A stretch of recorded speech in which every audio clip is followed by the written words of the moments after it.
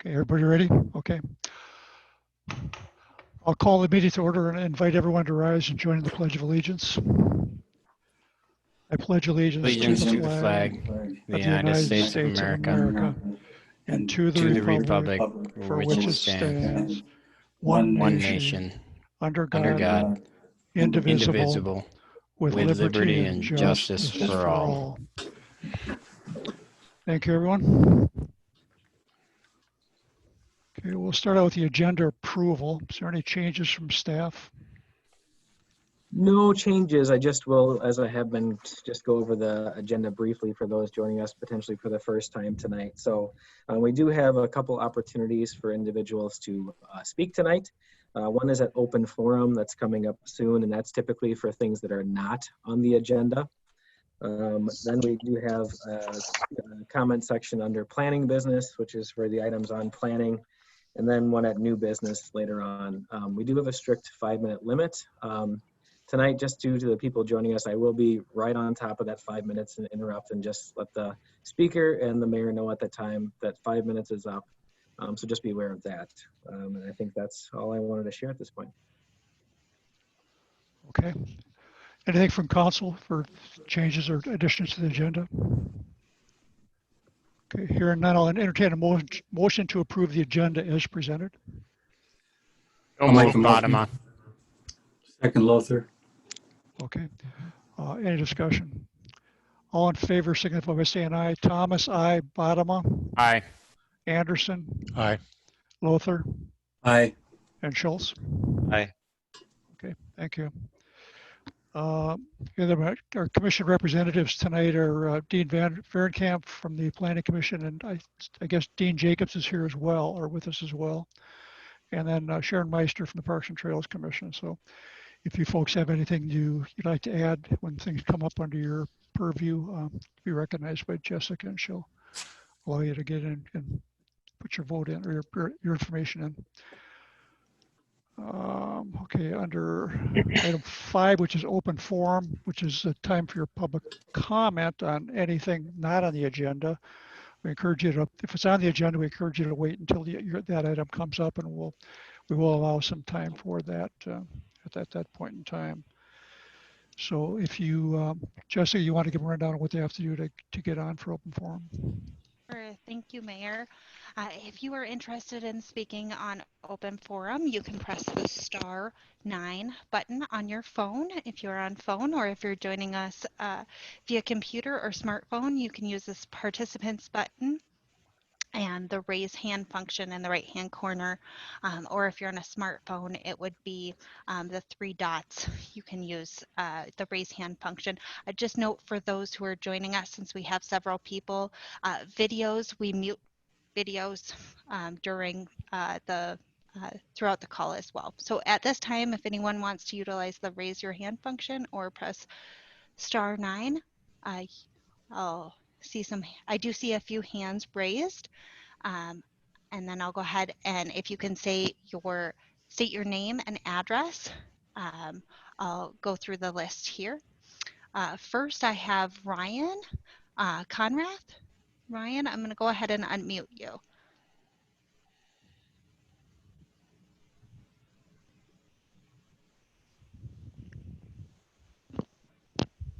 Ryan, go ahead. Oh. Ryan, we don't have any audio coming through for some reason. Can you guys hear me now? Yes. Yep. Excellent. Sorry about that. I live in 6421 Blue Stem Circle, and I was hoping with the 2 items tonight, if we could separate the comments between those 2, so we're not getting them all, one topic and then the next. So, for example, separate Eagle Brook Church and the semi-truck repair facility into separate sections. That'd be easier to keep track of things, at least following for me in the on this meeting here. So, thank you. And next, I have Jeremy Nichols. Jeremy, if you want to go ahead with your name and address. Can you hear me? Yes. Okay, excellent. My name is Jeremy Nichols. I live at 16 6334 Steeplechase Lane. I'm going to be speaking on behalf of a large group of neighbors who will be speaking in opposition to the EBC conditional use permit application. We have many new issues, facts, and details that were not presented at the Planning Commission's hearing on this application, many of which are due to new information that has come to light and development since that hearing. I wanted to note on the record that several items that I and others submitted prior to the deadline did not get added to the packet. We did hand deliver copies of these items to members of the council so they could have access to some of this fundamental information that will be important tonight. However, these items were not made publicly available. I wanted to advise the council and the people listening that many of us will be quoting material that we had intended to have in the written public record and as reference for residents. We are putting in our best efforts to recap our arguments in a specified time slot, in spite of not having that supporting information in the packet. It is important that the public record contain what my fellow residents have to say, and that the new information we are presenting has its proper context. It is a consequence of having to ensure that the public and future citizens who evaluate what happened here tonight have an accurate perspective on the issues at hand. I thank the council in advance for its attention tonight, and in dealing with all the correspondence and issues that have led up to this. I know that it's been a lot, and I think we're all looking forward to seeing some closure here. Thank you.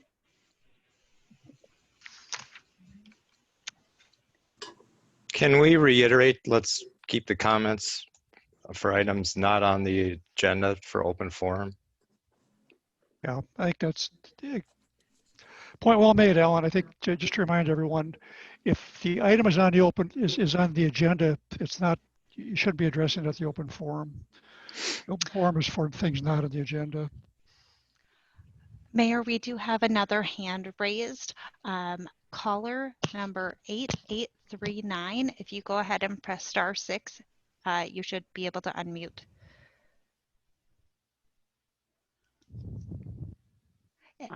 Yes, the name is D. Sakura, 6410 Elm Street. Thank you, Dee. Feel free to go ahead. Thank you very much. Good evening, Council, Mayor. I would like to just note this as a reflection for this council and have you dust off your memories to June when the article came out about Corcoran and Medina coming to approvals on the preliminaries for Hackamore. There's a paragraph, or quite a paragraph, Medina raising very big concerns that any of us would have on the cost and on, is this necessary now? The feedback from Corcoran was a worry about our developers having to pay extra fees. And with that being said, in those two items and two different mindsets, that we need this council to really think about the expansion across the city, the unnecessary building at the moment with everything in the condition of people sick, people without jobs, no business market, and also the fact that we're rushing. Everybody's rushing. And there is no answer to the residents and taxpayers of this city as to why. When we could step back, take a really good look at what all these proposals are, and think twice about it. And maybe come back, as another city did, saying, is this really the right time to do this kind of stuff?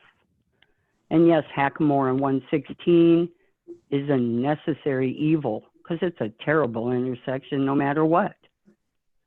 But it's a real example of how Corcoran is geared to worrying about developers, and Medina seems to be worried about its residents' pockets. And I would really like everyone to think about that. Thank you, and have a good evening. Thank you, Dee. Thanks, Dee. Mayor, at this time, we don't have any other raised hands. If you'd like, we can wait just a moment. We'll wait a couple moments to give people a chance. If you want to get recognized for open forum, this will be the time to do it. Oh, and we do have another hand that was raised, Matthew Therian. Matthew, I'm going to go ahead and unmute. ask to unmute. If you can say your name and address for the record, and if anyone else wants to speak at open forum, press star 9 or use the raise the hand function. Hi, this is Matthew Therian in 7595 Zanzibar Lane in Maple Grove. So not directly in the city that's impacted, but close to it and a part of the community there.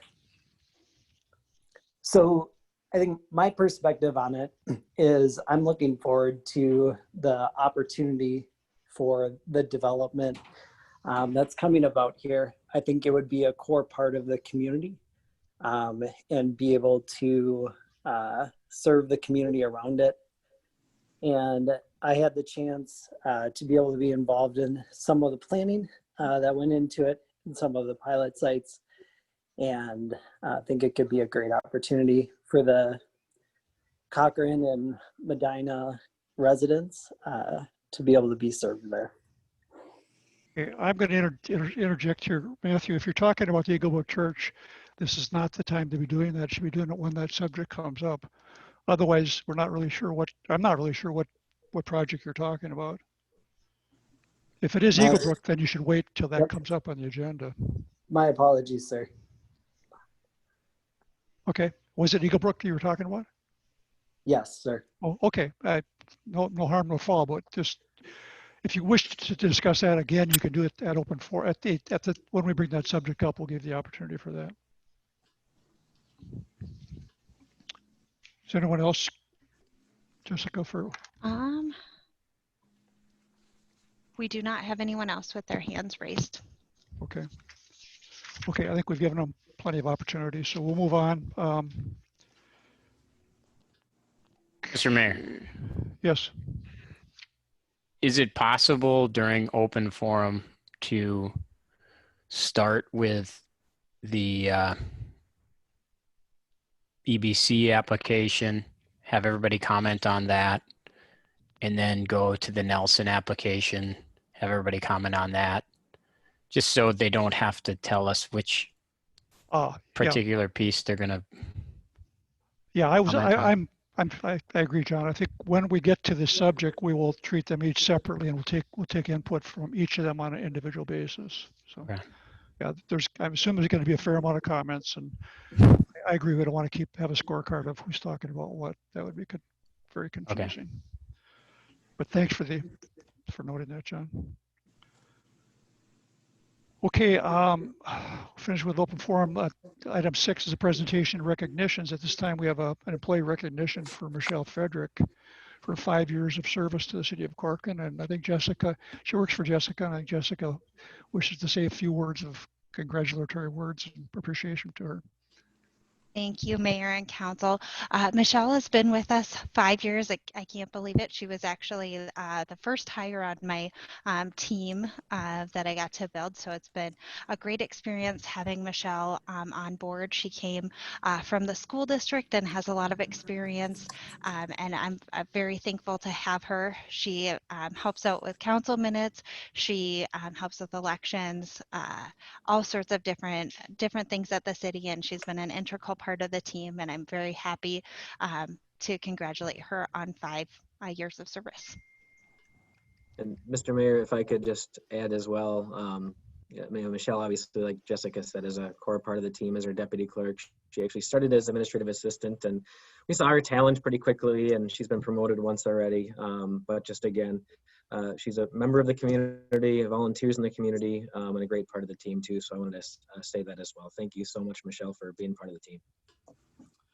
Thank you, Michelle. Great job. Well, based on my exposure to Michelle, she just does a great job. She's a very upbeat person, always has a smile on her face and a lot of energy. So we really appreciate having her. Yes, thank you again. I remember when I went to a city council meeting before I was on council, and Brad was giddy and was worried that the school would swipe her back. So I think we're all still pretty giddy about Michelle, and I can't believe it's been 5 years either. Well, I know. Yeah. So good work, Michelle. Fast. Yeah. Thanks all. Great. Thank you all. Okay, now we'll move on to consent agenda. Consistent items 7A through H. Would anyone wish to pull any item from the consent agenda?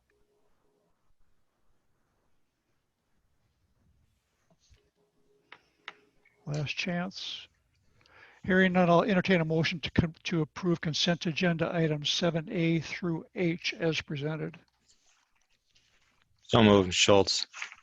Second, Bottom. Any discussion? All in favor signify by saying aye. Thomas, aye. Anderson, Aye. Bottom, Aye. Lothar, Aye. and Schultz.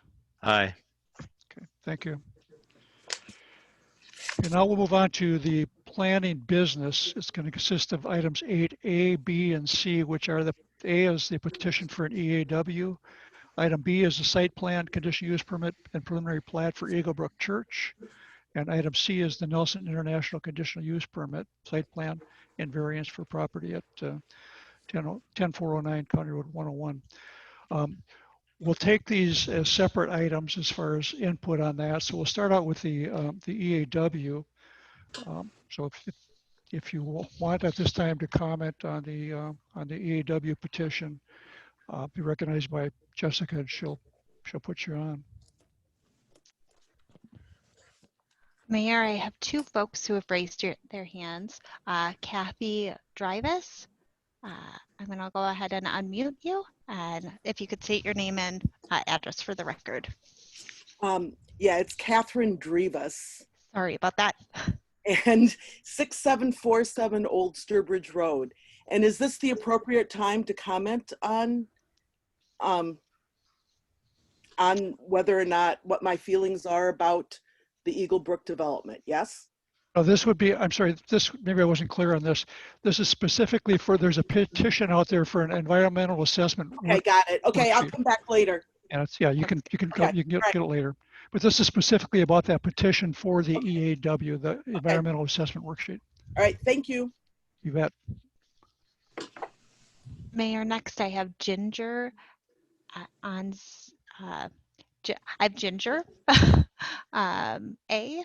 If I'm going to go ahead and ask to unmute, if you want to go ahead and state your name and address for the record, that'd be great. Can you hear me okay? Yes, thank you. Yeah, it's Ginger Anzalone. That's okay. Perfect, and I'm, thank you.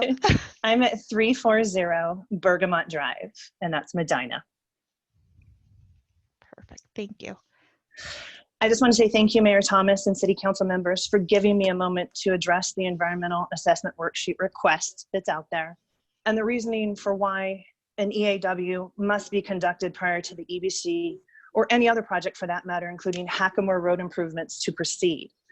Just to put us all on the same page, environment is defined by the Environmental Quality Board as follows, and I quote, physical conditions existing in the area that may be affected by a proposed project. It includes land, air, water, minerals, flora, fauna, ambient noises, energy resources, artifacts, natural features. I realize that the council may not currently see the significance in this type of study being conducted. However, if we just take a look back a few years ago, we can see the flaw in this type of logic and how it created a disaster for the neighbors, builders, and the city. As we're all aware, the retention pond along Hackamore Road and Ravinia development that abuts the neighboring Hoagland properties, which is now the potential EBC project site, failed. The failure resulted in brown water pouring into Hoagland's yard. Of course, we all know this made Hoagland mad at the city and Lamar as well too. Simply put though, had an appropriate environmental assessment and impact study been done at the time, this could have been completely avoided and we wouldn't be here today disputing this need. Proper specifications for building the ponds, needed remediation for the wetland area would have been known up front, saving much time, money, and resources for the city, and of course, a lot of aggravation. Considering this original failure in the previous project, combined with Eagle Brook's currently proposed size and scope of impervious structure, 70,000 square foot building, 470,000 square feet of impervious land, in an area that is much larger with wetland issues, the potential for a similar outcome on a much larger scale is almost imminent, this time affecting more neighbors and a protected conservation preserve directly across the street in Wild Meadows. But the standards set forth by the EQB, Eagle Brook is not exempt from this study, and we all know no one wants brown water in their yard or meadows. So the bottom line is the city would be negligent to not do this study. However, furthermore, in conjunction with the EBC build comes the mandated Hackamore road improvements required in an attempt to support the traffic issues that the EBC will present. This road enhancement will push a roadway wider by adding lanes, a trail, shoulders, curbs, putting this invasive area closer to a protected conservation directly across the street in Wild Meadows. It is evident at sites of construction that the demolition and disruption of ground and vegetation is not limited to just the road and structure being built. Rather, it does include surrounding areas as the massive equipment and materials are brought in and maneuvered around. As a result, an area much larger than the road itself will become involved in this build, thus directly disrupting the conservation area as protected by a land trust conservation easement with the state of Minnesota. In your July 2nd packet, the infrastructure feasibility study for EBC included from May 20th or 2020 in section 4.1 drainage and water resources regarding storm management, that the drainage to the southeast of the property will enter a culvert which channels under Hackamore into Medina, crossing back under Hackamore to Road 101. This area on the Medina side dives well past the easement and into the conservation area, as can be seen in figure 1 of your site plan. Consequently, the technical memo from WENC, also from June 24th, references the same culvert in their section 5.10 as, quote, must be improved, extended, or replaced with a Hackamore project, unquote. If executed, this will greatly disrupt and destroy parts of the conservation area that is protected by a Minnesota land trust. No one from the land trust or watershed board has been contacted by the city or EBC at this point. The bottom line, the city once again will be neglecting its duty up front to prevent further unneeded damage to local resources, vegetation, and potentially upset a novel natural water train system, which is unique to Wild Meadows itself. For this reason alone, an environmental assessment worksheet and possible impact study must be done. Snow mitigation presents another serious potential hazard to the reserve by way of chemical or debris, and snow mitigation could flow or leach into the meadows, causing disruption and distraction. So I ask the council, it has an obligation to protect the remaining minimal natural environments left in this beautiful area, both in the city of Corcoran and its immediate surrounding areas, when actions or projects within that city could directly cause harm to those surrounding areas. So please, Mayor and Council, do the right thing, order an environmental assessment worksheet so that any potential developments cause no further harm. This ultimately will save the city time, money, and resources in the long run. And I thank you for your time. Thank you. Jessica, is there anyone else? Mayor, for this topic, no one else has raised their hand. Okay. Brad, I assume you have something, someone is going to present something on the AW petition? Yeah, correct. Jessica's going to pull out the PowerPoint, and Kendra will be presenting on the item.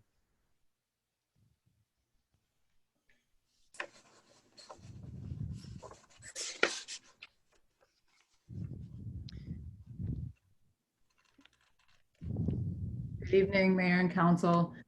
Jess, if you move to the next slide. The city was notified on September 15th by the Environmental Quality Board that a petition for an EAW was received. And so the statute, or the Minnesota environmental rules, outline the process for that. So upon receipt of a petition, the actions on the application must stop until the action on the EAW petition question is resolved. That can be in the same meeting, which is why we have this in front of the other agenda item. An EAW in this case is discretionary, not mandatory. The EQB rules lay out mandatory EAWs, discretionary EAWs, and exempt projects. So tonight you have the option to deny the petition or order that an EAW be prepared. Next slide. The EQB rules state that the EAW should be ordered if the evidence demonstrates that there is a potential for significant environmental effects. And if the petitioner fails to demonstrate the potential for significant environmental effects, then the EAW petition should be denied. Next slide. And you just heard the definition. This is also in your staff report about how the environment is defined by the EQB. Next slide.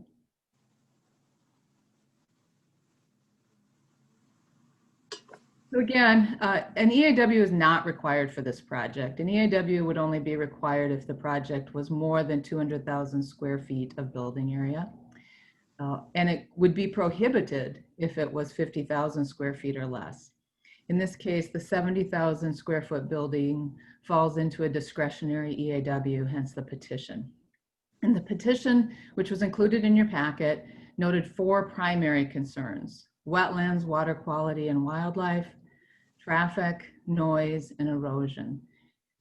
All of these items were reviewed as part of the feasibility study or as part of the development review process. You will recall when we did the EAW for Ravinia, and when we did the EAW for Pulte, and when we did the EAW for Tavera, the questions that get answered through the EAW are few.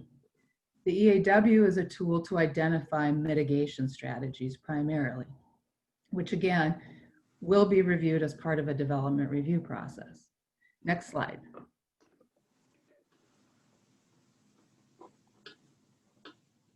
So the purpose of an EAW at the front end of a project is to provide usable information to decision makers concerning the primary environmental effects of a project.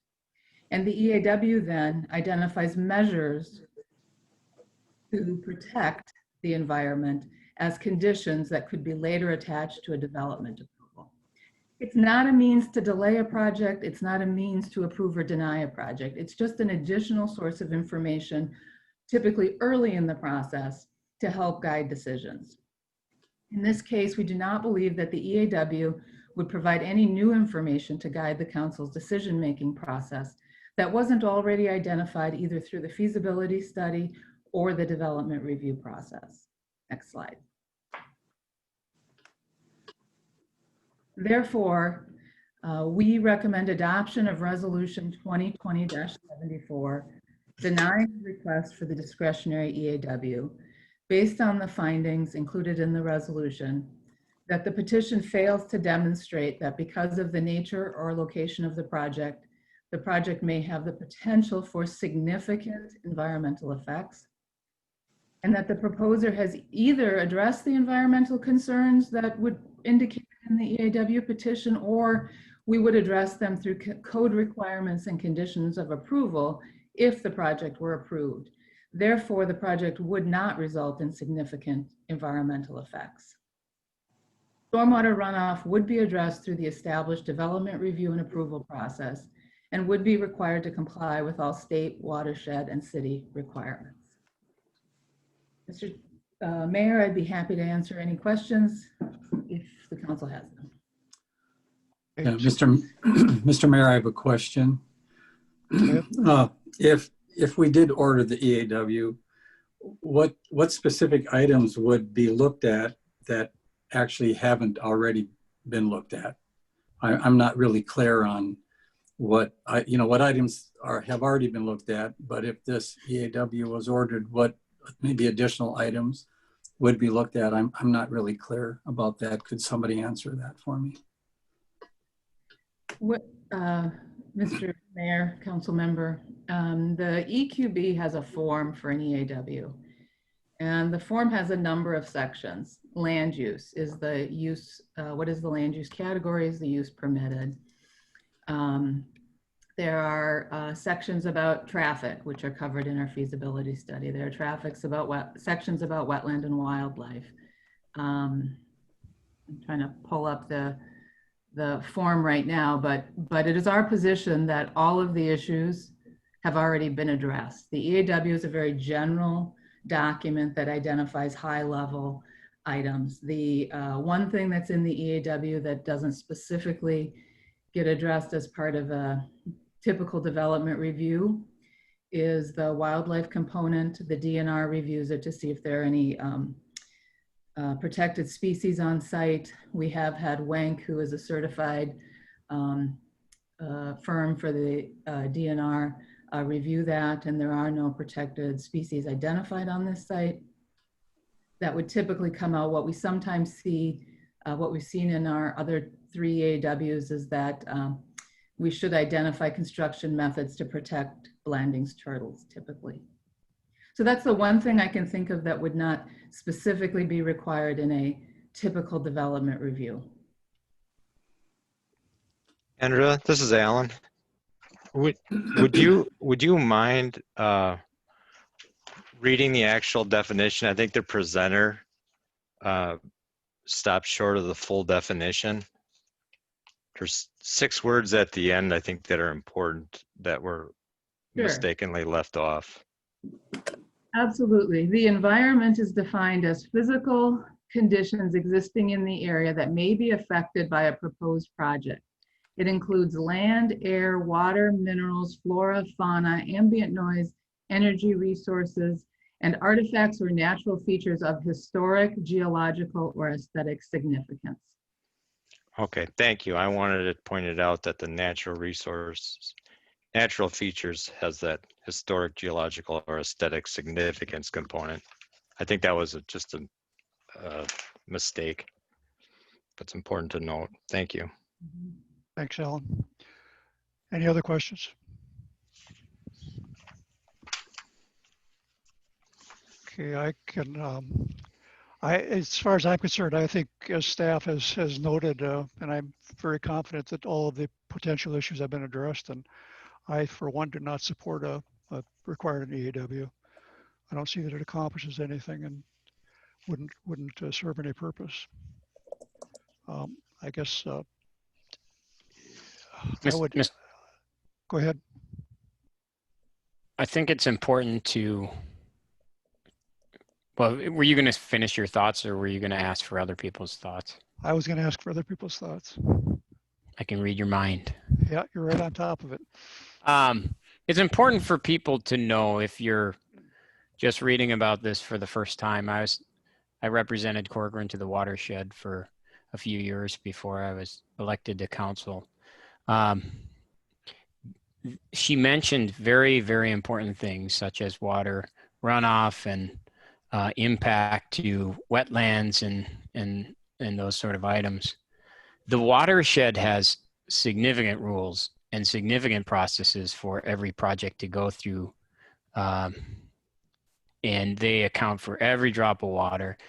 In a parking lot circumstance, where does everything run off to? What plants are impacted? They take and number the trees and see what they might impact. It's a very, very tedious and diligent process. So by denying this, it doesn't mean we don't care about that, because it has been thoroughly vetted through other significant processes. And I would agree with the findings that it's not significant to have this rare process, have it go through this rare process. Okay, thanks, John. Any other comments?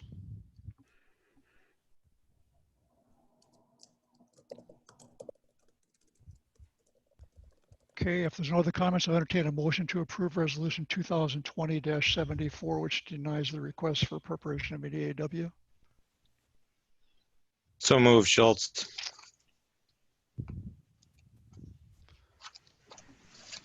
Do we have a second? Second. Is that Bottom? Bottom. Yeah. Okay. Any further discussion? All in favor signify by saying aye. Thomas, aye. Anderson? Aye. Bottom? Aye. Lothar? Aye. And Schultz?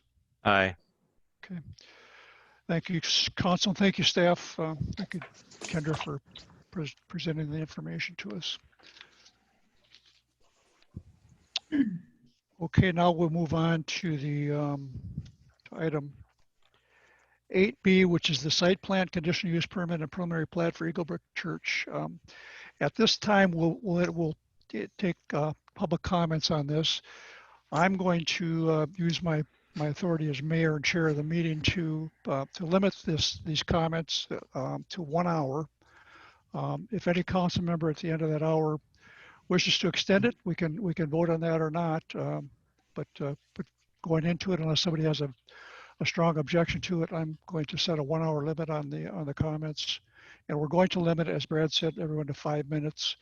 So I would suggest that people be concise about what they wanted to say and give everybody else a chance who wants to get on to make comments. So we'll get started right now, and anyone who wishes to make a comment, be recognized by Jessica, and she'll put you on. Thank you, Mayor. If anyone is interested in making a comment, they can press the *9 button on their phone, or they can use the raise hand function under the participants tab. We have several people who have raised their hand. I'm going to go in the order that they show up here on my screen. So first, I've got Jeremy Nichols. Jeremy, if you want to state your name and address for the record, and go ahead. Can you all hear me? Yes. Very good. Good evening. My name is Jeremy Nichols. I live at 6334 Steeplechase Lane. I'm speaking on behalf, as I said before, of a large group of neighbors who will be speaking in opposition to the CUP application. My role tonight within that group is to present a framework for the council to separate valid arguments from invalid ones. I want to offer 3 points. First, there is no right to a place of worship in this zone. Legal criteria that must be applied have been unclear because throughout this process, different parties have used different terms and ways to express what the requirements are. But in Corcoran, only public institutional zones allow places of worship as a right, as a permitted use. Within the zoning ordinance, the use of a church in residential zones is not a permitted use. It is also not a protected use. It is a conditional use. That means that the use is conditional on specific zoning requirements being met beyond the ordinary zoning performance standards that apply to all uses in the zone. A conditional use means there are circumstances under which a church is allowed, but it has to show that there are not negative external impacts outside of the site. This is a subjective judgment. Many people tonight will be making arguments that the different elements of the CUP criteria are not met. Please listen for these arguments especially, along with attempts to deal with earlier arguments that have not been resolved. Second, all of the CUP requirements must be met. Violating even one of the requirements is enough to warrant rejection. This was confirmed by both Brad and Kendra in the Planning Commission review on 7-2. Kendra said, and I quote, "Finding that they do not meet any of the requirements is enough to reject. You don't have to establish they don't meet all of them," unquote. This was at the 5:20 mark in the video of the commission meeting verifying this. Accordingly, if you find at the end of the meeting that even one of the requirements is not met, the proposal can be legally and safely rejected. Please note that the conditional use requirements are equally important to the setback requirements, performance standards, and other elements in the zoning ordinances. When you hear staff say that all ordinances must be met, that means each and every one of the CUP requirements falls into that category. Third, the burden of proof rests first on the applicant. Legally, the applicant must substantiate all ordinance requirements have been satisfied, including the conditional use requirements. Many residents are making the case that this initial burden has not been met. Once an applicant has put forward evidence or arguments to support the burden of proof requirement, in order to reject, the city needs specific reasons to do so. Those reasons can be subjective, provided there is a basis in the public record for those subjective judgments. The burden of proof for the city to reject lies in having a rational reason to think the application will have a negative external impact according to the CUP requirements. Note that rational does not mean objective or numerical. The standard allows subjective judgments to be made. Fourth, early in this project, several people expressed concern that if the application were denied, the city could be subjected to a lawsuit from the applicant. The cost of that suit was a factor the city was worried about. I want to reassure the people in attendance tonight that the city would be on very solid ground if it rejects based on public safety and other factors that are in its ordinances, especially because it has worked so hard to find the applicant another willing seller in the area. Further, the League of Minnesota Cities provides liability insurance that the city is eligible to exercise in its defense, so long as it is acting in good faith in its rejection. I hope and expect the council will base its decision tonight on the ordinance standards and the impacts the CUP requires the city to consider, and that fear of a lawsuit from the applicant will not enter into its decision. The points I have made should help clarify the criteria for the council to consider. I thank you very much for your time and for your attention. Thank you. Thank you, Jeremy. Thanks for being concise and keeping it in the time limit. Next person, Jessica. Perfect. Next, I have Robert Dovenberg. I'm going to go ahead and ask to unmute.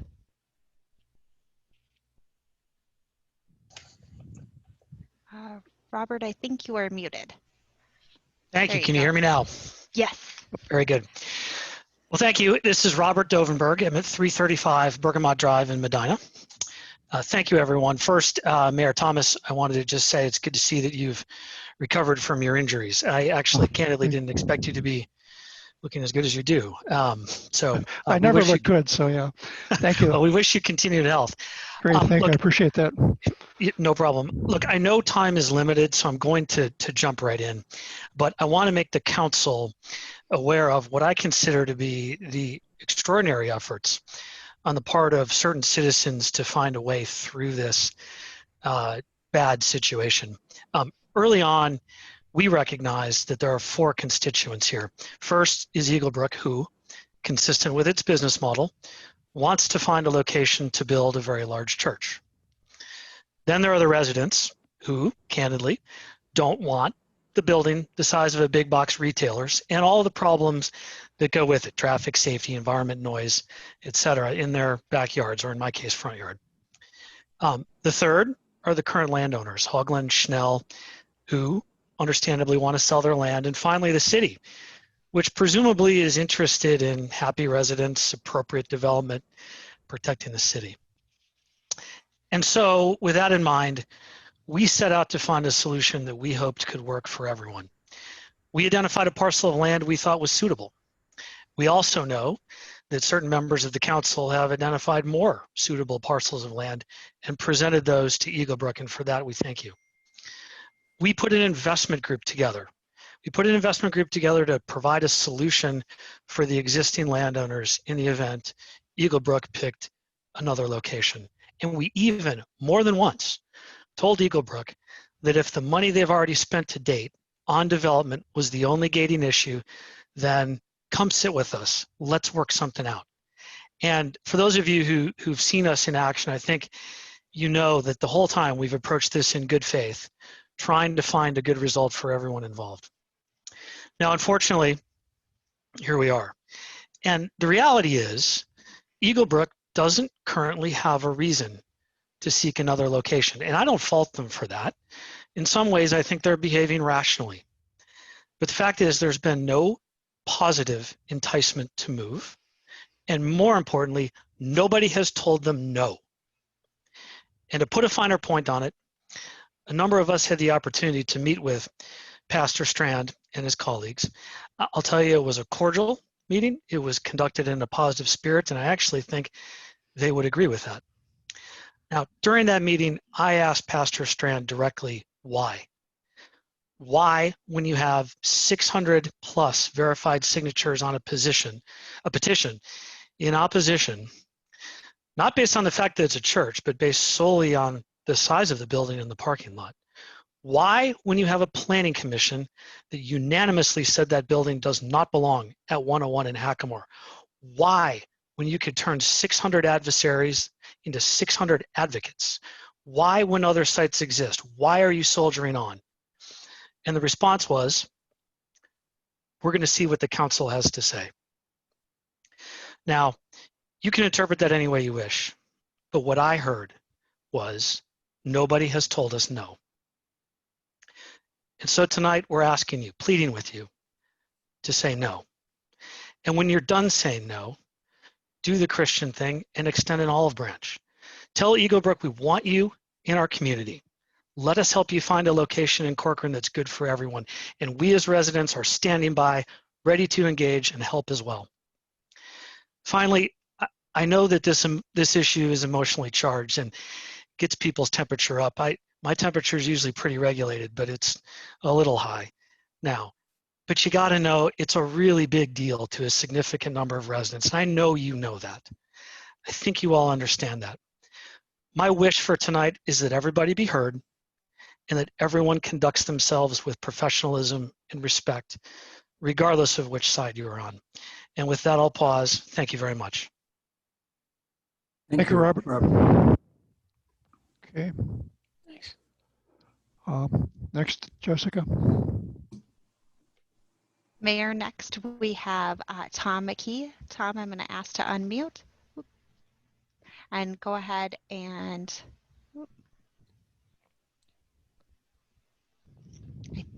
Can you hear me? Yes. There we go. Perfect. Thank you. My name is Tom Mckee. I'm at 6633 Bridle Path here in Corcoran. And I'm here to explain one of the reasons why the conditional use permit request should be rejected. Specifically, I'm going to be addressing why conditional use permit requirements under Clause B are not met here. To refresh everyone on what the ordinance says, I'll read the text. The establishment, maintenance, or operation of the conditional use will promote and enhance the general public welfare and will not be detrimental to or endanger the public health, safety, morals, or comfort. You as the council must consider not only the fully developed property as it normally functions, but also the establishment of its use, meaning the site demolition, tree removal, grading, commercial construction, as well as paving and landscaping of the site. I will speak to the issues that cause the requirements in this section to be violated during the establishment portion of the life of the site.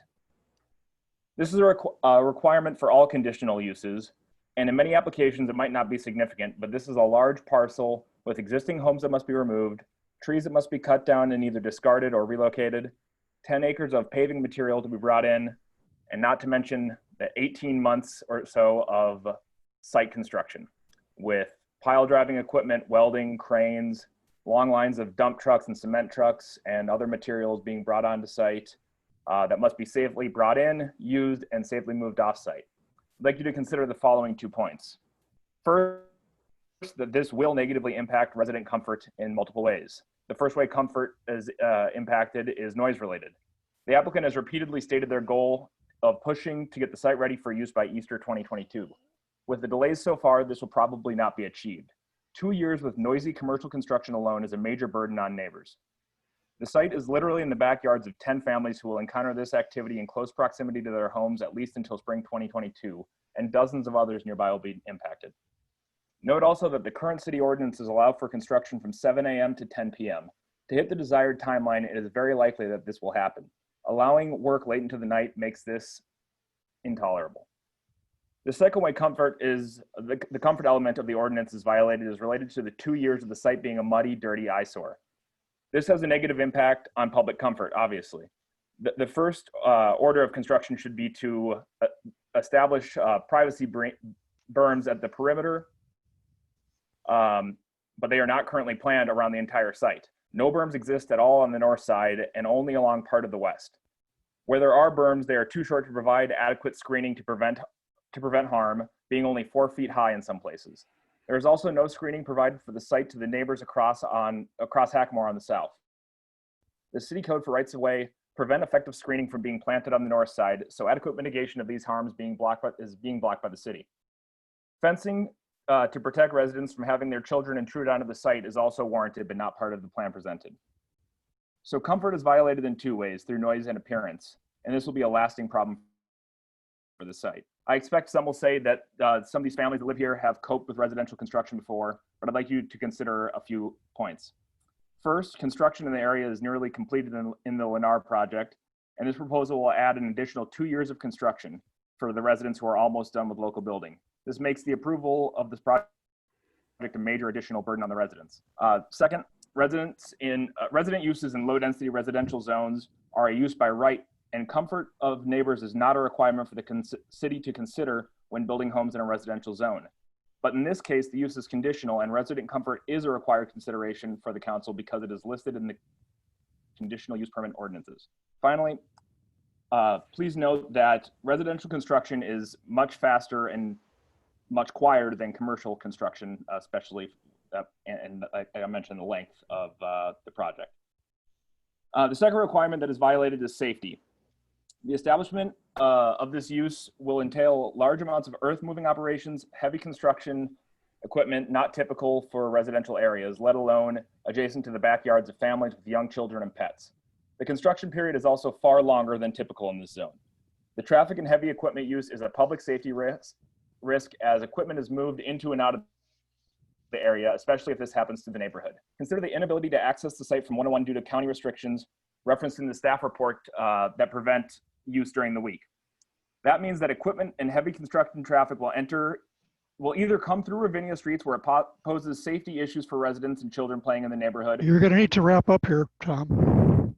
Okay, or it will end up being on Hackamore. This would create a dilemma. Either the safety requirements of Section B will be violated through Ravinia, or the safety requirements of Section B will be violated along Hackamore. Either way it goes, it poses a serious problem. Okay. Thank you, Tom. Your 5 minutes are up, but thank you for your input. Jessica, do we have anybody else? Yes, we have several people. Okay. Brian Olson I'm going to ask to unmute. If you could give us your address and state your name for the record. Very good. It actually is Brad Olson. Oh, Brad, sorry about that. No problem. Same initials. So anyway, yeah, it's Brad Olson and Donna Olson, 16975 60th Avenue North. We're just a mile and a half or so east of the proposed site. So Mayor, City Council, fellow neighbors, I appreciate the chance to talk. We are in favor of the proposed EBC site. We've been West Metro residents for nearly 40 years. We also attend Eagle Brook at the high school and have since the beginning, and have the chance to work with little kids, which is really fun. Eagle Brook would be a terrific neighbor because it's a church whose core belief and mission and strategy is to help the general population, whether you're a churchgoer or not. People are welcome, and we get to see firsthand how excited kids are to come to church. There are groups there that will meet people wherever they're at, whether it be divorce recovery kind of groups, groups for people who might be struggling with their marriage, struggling with chemical addictions or whatever. There are groups that largely meet in homes, so it's not at the site, all right? And they have groups for old people like us, which is great. Eagle Brook also would be a terrific contributor to the community. Whenever there's a need for food and material needs in the community, there's a great relationship with interfaith outreach. So that would be terrific for the neighborhood. It also could be a great place for polling stations or any other kind of community uses. Because the church so desires to be a good neighbor, there will be a hypersensitivity around traffic control, traffic management. They don't stack services upon each other, so there's ample time to get people in and out without cutting through neighborhoods. And as many of you probably know, the traffic is going to be Saturday evenings and Sunday. And beyond that, the church is almost vacant during peak travel hours. So when it's done, the site will be beautiful. It'll be 60+% of green space. It won't get scraped like a lot of developments are, and there'll be a lot of great landscaping and berms and so on.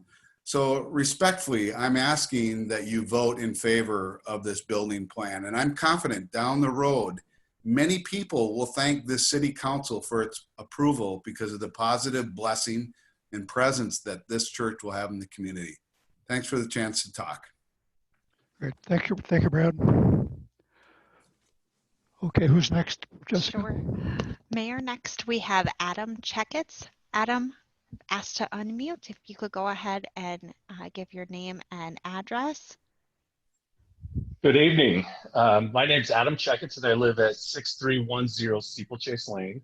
I'm part of the group of concerned citizens who believe that there are valid and legal reasons to reject the CUP application.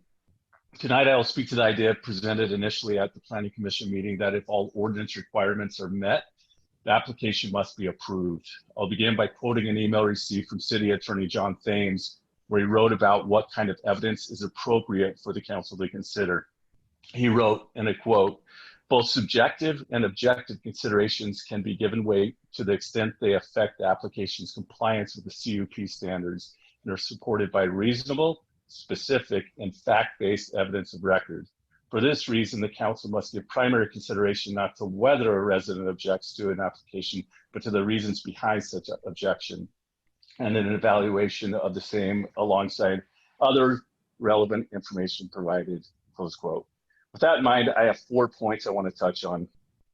First, there are 7 conditional use permit criterion, and 4 of the 7 are not met by this proposal. In the ordinance, these 7 requirements are identified as points A through G. 2 of these requirements, F and G, address the need to meet zone and performance standard requirements. The other 5, listed A through E, impose additional criterion beyond those 2 basic requirements. Staff has correctly stated that the application meets the F and G requirements, and the applicant has taken great care to deal with these two requirements. But meeting F and G is not sufficient for the council to approve any application. Tables showing setback requirements being met or changes in the plan do not impact requirements A through E. There are over 13 separate reasons that we've identified that these 4 standards are not met, and no other residents will continue to speak on those tonight.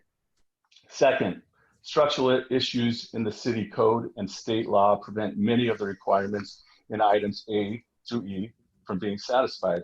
The first dilemma is topography and slopes of the site and city requirements for right-of-way, which prevent adequate barriers and screening for homeowners. The church has considered and rejected alternative approaches like eliminating parking spaces, buying wetland credits to move the parking to the other part of the site. And the only remaining options to resolve issues with resident comfort require actions that violate either elements of the CUP.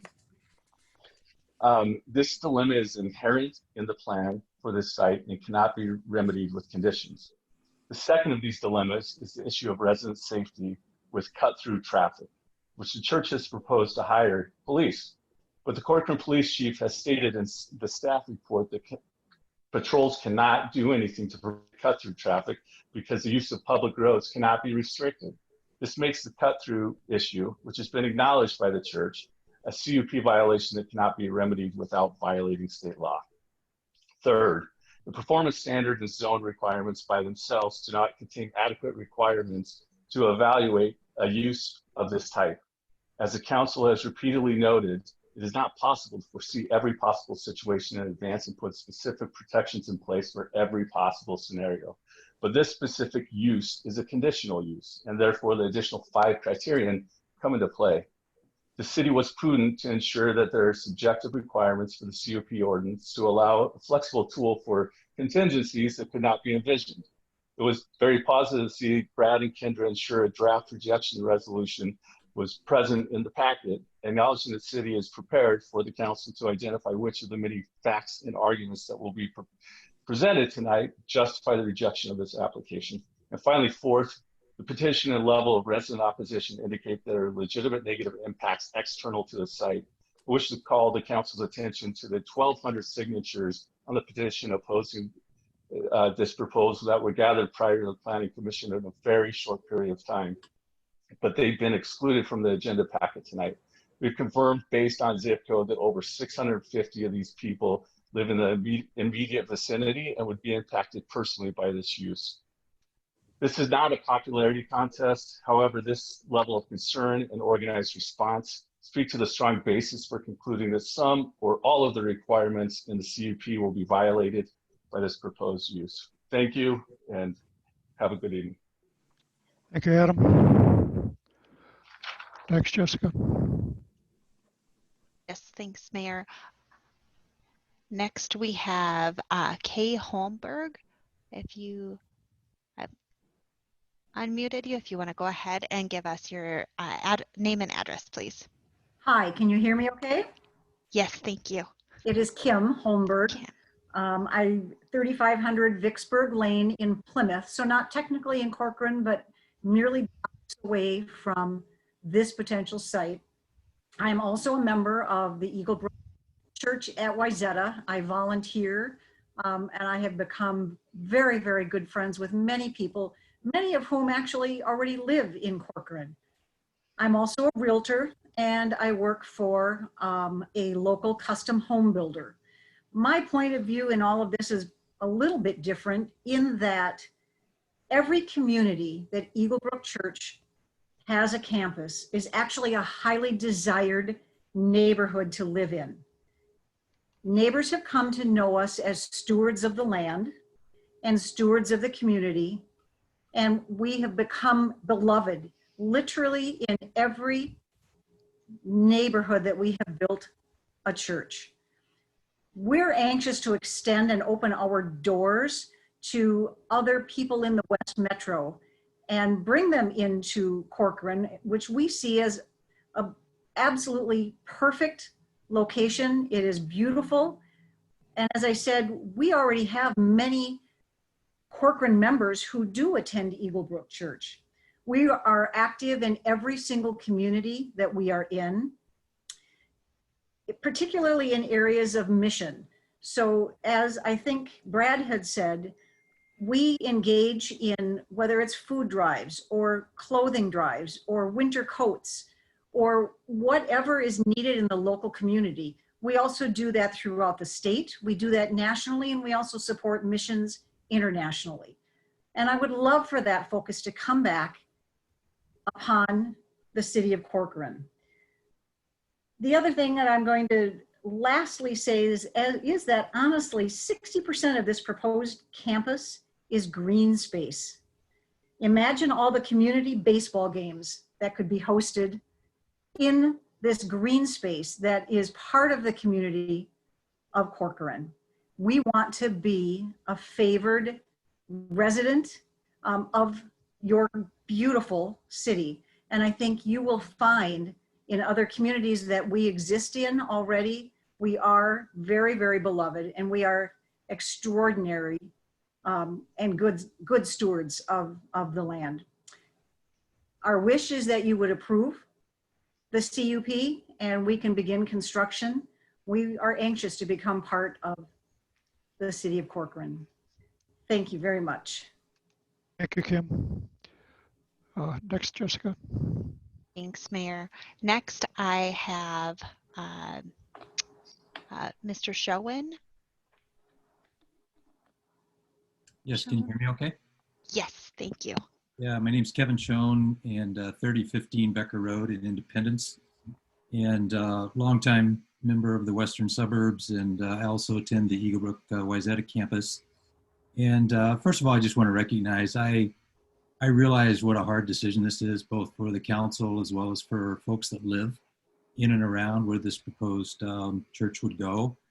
And I'm reminded of something my dad always told me when I was growing up on the farm, is that the hardest things in life and the most important things in life take a lot of leadership and are never easy. And I'm actually encouraged by both sides of the discussion I'm hearing tonight, and I've heard over the past several months as this site has been focused on for the church. And what I'd ask you to consider, in addition to what you've heard earlier from a couple of other members of the Wayzata campus, is in addition to being a great neighbor and being a strong contributor in the communities that the Eagle Brook Church already has a presence, is that at a time when our communities and our city and our country is so divided, why wouldn't we want to have right in the middle of Corcoran something that's pulling people together, uniting people?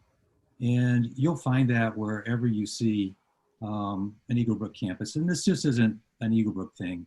There's a lot of other churches and a lot of other organizations that do this work, that would pull people together and bring unity, whether it's the community baseball games that we were just hearing about, or whether it's a safe place for folks to go that need help or need resources.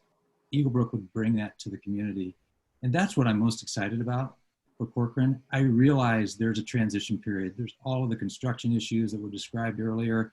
I've lived through them many times in places I've lived. I realize there's the question marks out there around the environment, which I'm confident can get addressed. There's processes for it, has been articulated. But if we could, my ask for the council is look ahead and look past that hard part of this to what it would look like once we're there. And that's often hard to see.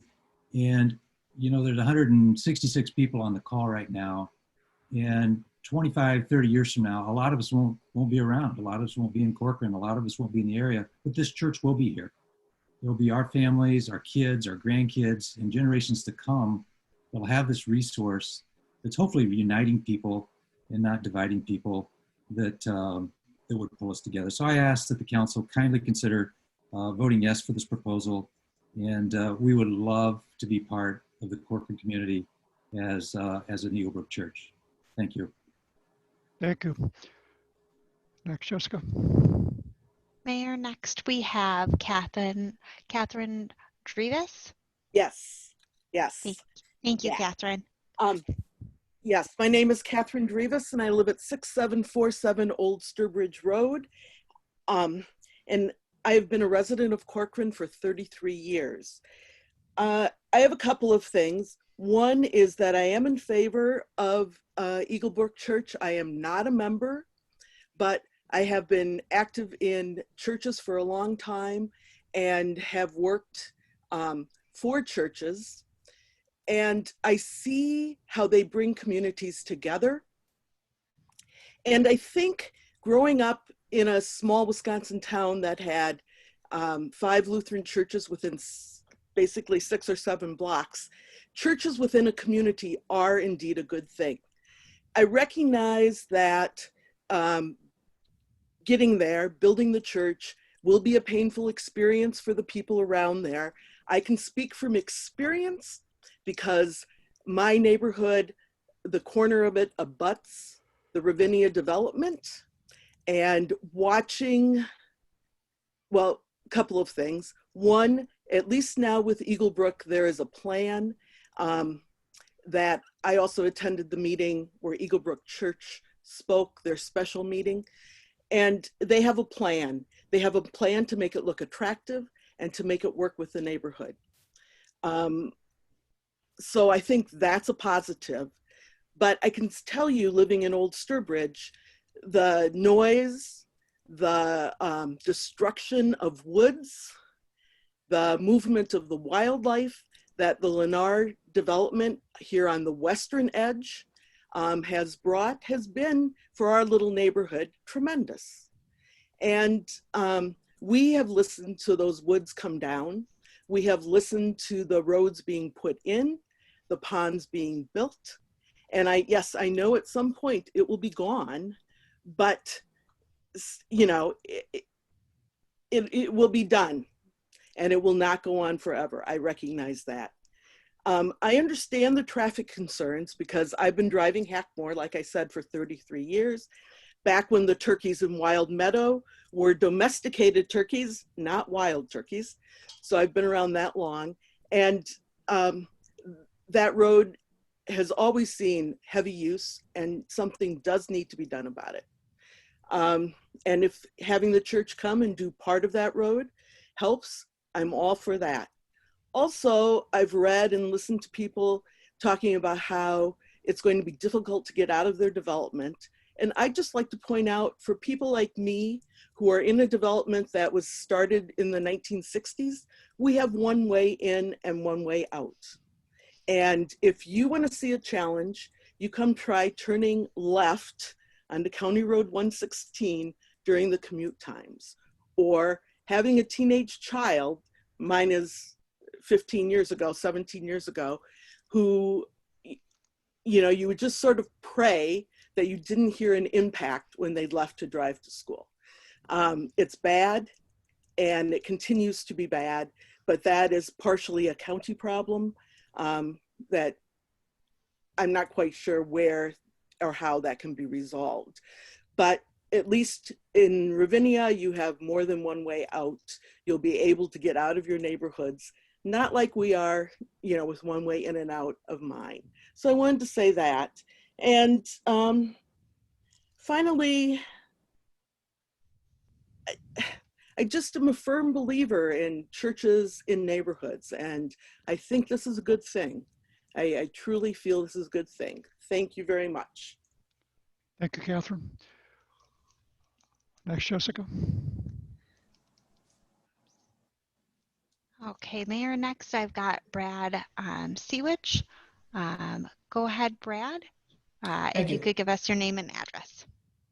Yep, good evening. My name is Brad Seawich, and I live in the Ravinia development at 19410 Lupine Lane. My family and I have called Corcoran our home for exactly 1 year today.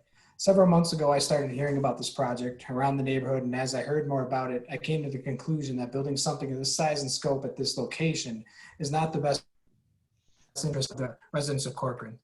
I'm sure there'll be many good points made as we hear from everyone on this topic, but I'm speaking tonight to voice my concern on how this plan fails to meet the requirements in the CUP ordinance under Section A, and provide a rationale to you, the city leaders, and everyone else on this call, of why we should reject this conditional use permit request. For the reference of everyone on the call, Section A says that the Commission's judgment regarding the approval of the CUP or the CUP request shall be based on, but not limited to, compliance to and effect upon the comprehensive plan, including public facilities and capital improvement plans, As a preamble, I first call your attention to the word judgment in the text of the ordinance.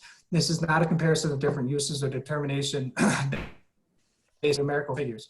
The ordinance demands the council to literally make a judgment call based on the criteria of the conditional use permit portion of the code. This supports the arguments made by other residents and the city attorney that the ordinance invites subjective findings in evaluating a proposal. There's an obvious financial reason to reject the use on the basis of Section A. The effect on public facilities and the capital improvement plan is unacceptable in terms of its cost and impact. The plan was put forward with the idea that the entire stretch of Hackamore between 116 and 101 would have to be regraded and improved with sidewalks and additional turn lanes. The tariff study was based on these improvements, and originally the city planned to share the cost of those updates with Medina. Phase one was the cost over $3 million, and the whole project was expected to cost $6.5 to $6.9 million. Note that the Planning Commission pack and the application only considered a small part of the road length attributable to the new use from the west end of the site to 101, but the safety issues on the road extend beyond the site, requiring the full $6 to $7 million to address. Adding a major source of surge traffic onto a location of a road with known safety concerns and which is crumbling apart, featuring only a 4-ton weight limit, should not be an option for the council. As a case in point, last Tuesday, after seeing my daughter off to the bus stop for her first day of school, I came to that intersection mere minutes after a bad accident left a minivan flipped over in the grass and a car with the front completely smashed in. I found out from my daughter later on that they rerouted the buses to get to Northwoods Elementary, which left me with the obvious concern of adding a lot more traffic to this intersection. As we learned in July, Medina has pulled out of the funding for this project, leaving Corcoran to pay for the entire project. This puts the city into a dilemma to either pay its up to $6.9 million to improve Hackamore as quoted, or it does not, and the development proceeds on an unsafe road, where the required site distances and needs for adequate lane counts are not met. A $6.9 million project is a huge undertaking for a city with a $5 million annual levy. Under the scenario where Corcoran updates the road, the impact on the capital budget is not acceptable, and item A requirements are not met. Under the scenario where the city does not update the road, the conditional use requirement E is not met because there are not adequate public facilities available, and they cannot be easily provided. Additionally, failing to make the Hackamore updates invalidates the traffic study that provides the rationale for the traffic levels being safe given the increase in surge traffic from the applicant's use. The study assumed improvements at both the 101 Hackamore, County Road 116 and Hackamore intersections, and adding lanes and shoulders or paths to the road and leveling the slope to provide better sight lines. Even with the applicant covering $1.6 million of the cost, that still leaves $5 million to meet the conditions assumed in the traffic study. And it would seem reckless for the city to approve this permit without knowing how the necessary improvements will be funded and creating a potential liability. Even if the city could choose to borrow to pay for the road improvement with limited borrowing capacity, it would need a very strong justification to undertake this project now, rather than waiting for further development to increase the tax base over the next 3 to 5 years. This would have a massive impact on the city's finances that are not included in a viable capital plan and should be rejected. As an additional complication, the Medina side of Hackamore 101 is a state registered conservation easement, and the easement prevents the widening of adjacent roads without Medina's consent, which has not been granted. Even if the grant were approved, the widening would also have to be shown to result in a lesser environmental impact than the current road per the terms of the easement, which would not very likely be the case. And even if that were permitted, it could be done in an environmentally compliant way. Realigning the road to avoid the easement itself as the road is widened is not part of the cost in the plan. And that has been quoted, meaning the liability the city would be assuming in moving forward with approval is unknown, but would obviously could only go up from what's been estimated. With all due respect, I think we can all agree that it would be irresponsible to allow the project to be approved without knowing what the road improvements are fully funded, that the road improvements are fully funded prior to doing so. Thank you to everyone on this call for your time. Thank you, Brad. Next, Jessica. Next, Mayor, I have Galaxy S9 as the name of the caller. I'll go ahead and ask to unmute. Hi there, can you hear me? Yes, if we could get your name and address, that'd be great. Absolutely, sorry. My name is Chris Stamp. My address is 18309 64th Avenue North in Maple Grove. And I'm gonna be brief. So thank you, Mayor and council members, for allowing me to speak. My husband and I are residents of the Bon Air subdivision, which is just across Brockton Lane from the proposed Eagle Brook site.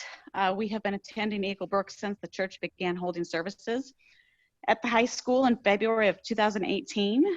Over that time, We have found the Eagle Brook community of members, and more importantly, for the purposes of this discussion, the Eagle Brook leadership staff to be truly wonderful and accountable people. My husband and I don't think this could be better exemplified than how the leadership staff quickly and personally connected with the leaders of the Ravinia neighborhood when opposition to the initial building proposal was raised. The Eagle Brook leadership staff listened to the concerns and made significant modifications to the grounds, the lighting, the parking, the ingress, egress locations, trying to address each of the concerns as best they could. To my husband's and my point, this not only exemplifies the church's character, it also speaks to their desire to be great neighbors and strong Corcoran community members. The current landowners of the proposed church site will sell their combined property, and our view as a close neighbor is that having a beautiful church that has demonstrated a strong desire to work with and become part of the community, as well as be stewards of the natural beauty of the land, is a welcomed option and far better than the unknown of the next potential buyer.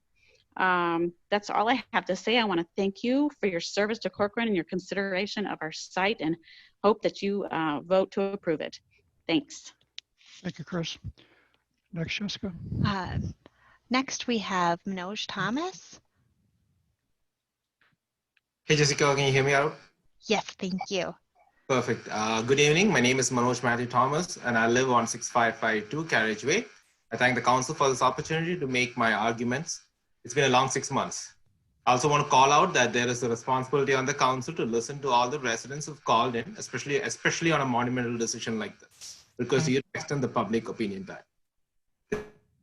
The conditional use permit requirements under Clause B states that the establishment, maintenance, or operation of the conditional use will promote and enhance the general public welfare and will not be detrimental or endanger the public health, safety, morals, or comfort.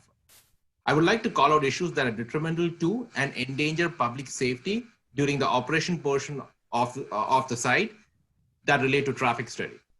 There's a section in the staff report where the city engineer attempts to address resident concerns from the planning commission.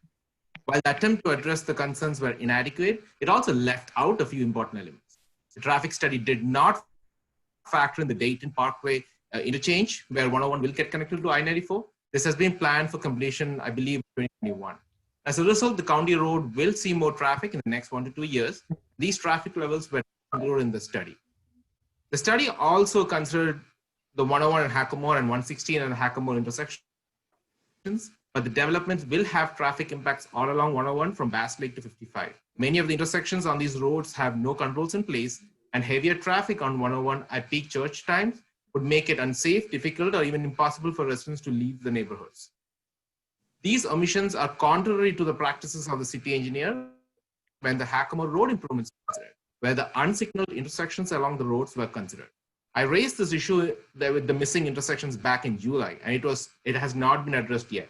The only response has been the engineer making an assumption that the Hackamore steeplechase and 101 Gleason intersections will not have significant impacts. This response is not sufficient to show that the development is safe. The major intersections being left out that have not been addressed include, but not limited to, Primrose, Prairie Creek Road, 54th Avenue, 51st Place North, and so on.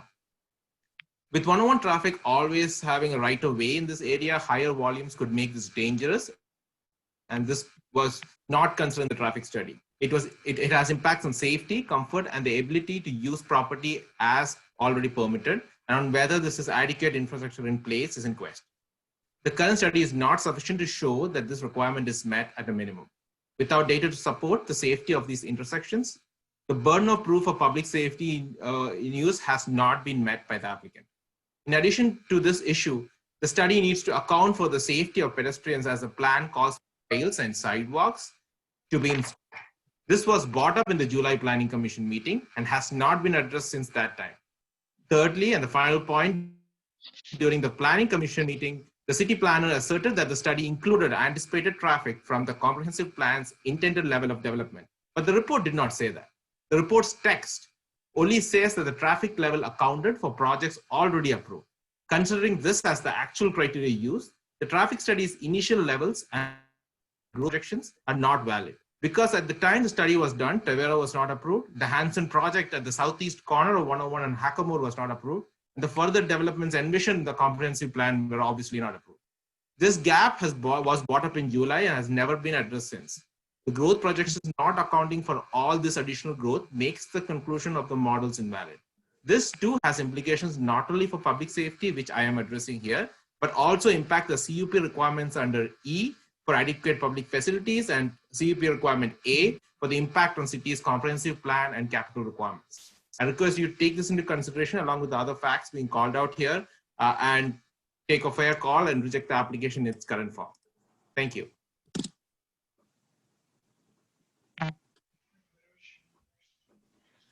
Next. Mr. Mayor, you're muted. Just want to make a point to people, if you're repeating stuff that's already been done, you may want to reconsider whether they're getting on or not, just because you're going to use up other people's times. And we've got time for about another 15 minutes. So can't tell you what to say and what not to say, but I'm just suggesting that. Mayor, thank you. Next, I've got Brandon Hebnick. I'm going to go ahead and unmute you. Brandon, go ahead. Yep. Name is Brandon Hebink. I live at 12052 99th Avenue North in Maple Grove. I'll just introduce myself first. I'm a teacher and a coach at Wayzata High School. Tonight I'm here speaking on behalf of Eagle Brook Church. And I want to very briefly just address two questions. My first is, why is Eagle Brook Church worth having in a community? Personally, I've been attending Eagle Brook Church since 2005 when it was simply one campus in White Bear Lake. I was a college student at the time. Living in the North Metro in Coon Rapids, it wasn't far, but still a bit of a drive. But for me, it was so worth it. When Lionel Lakes opened, it was a bit closer. And in 2007, when Spring Lake Park opened, it was in my backyard. And as a family, we called that campus home for 10 years, even when we made our move for jobs and careers here in the West Metro. Eagle Brook roots itself into their communities through charitable partners, some of which here in Wayzata have already been mentioned with interfaith outreach, but it's such a huge, huge part of what Eagle Brook does. And my other question that I do want to briefly address is, why embed ourselves here in this West Metro community, Corcoran, Plymouth, Maple Grove, Medina, Wayzata? I have lived now in the Plymouth or Maple Grove cities for over 10 years with my job teaching and coaching at Wayzata High School. This school community means so much to me. And when the possibility of Eagle Brook coming to the West Metro was discussed, I stepped up to help make it happen in whatever way I could. You see, church ultimately is not just about connecting people to God, but it's connecting people to others and building a community.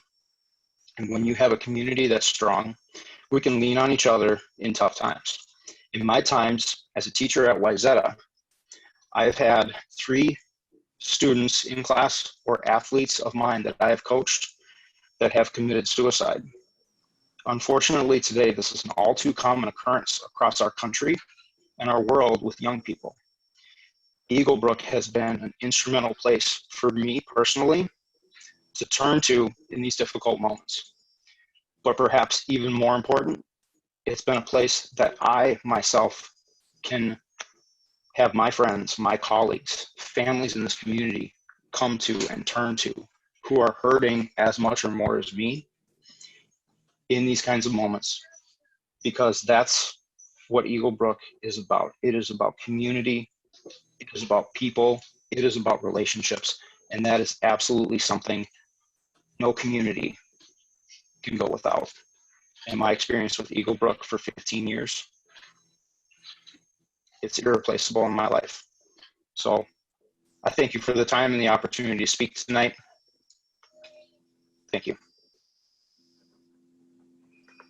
Thank you, Brandon. Next, Jessica.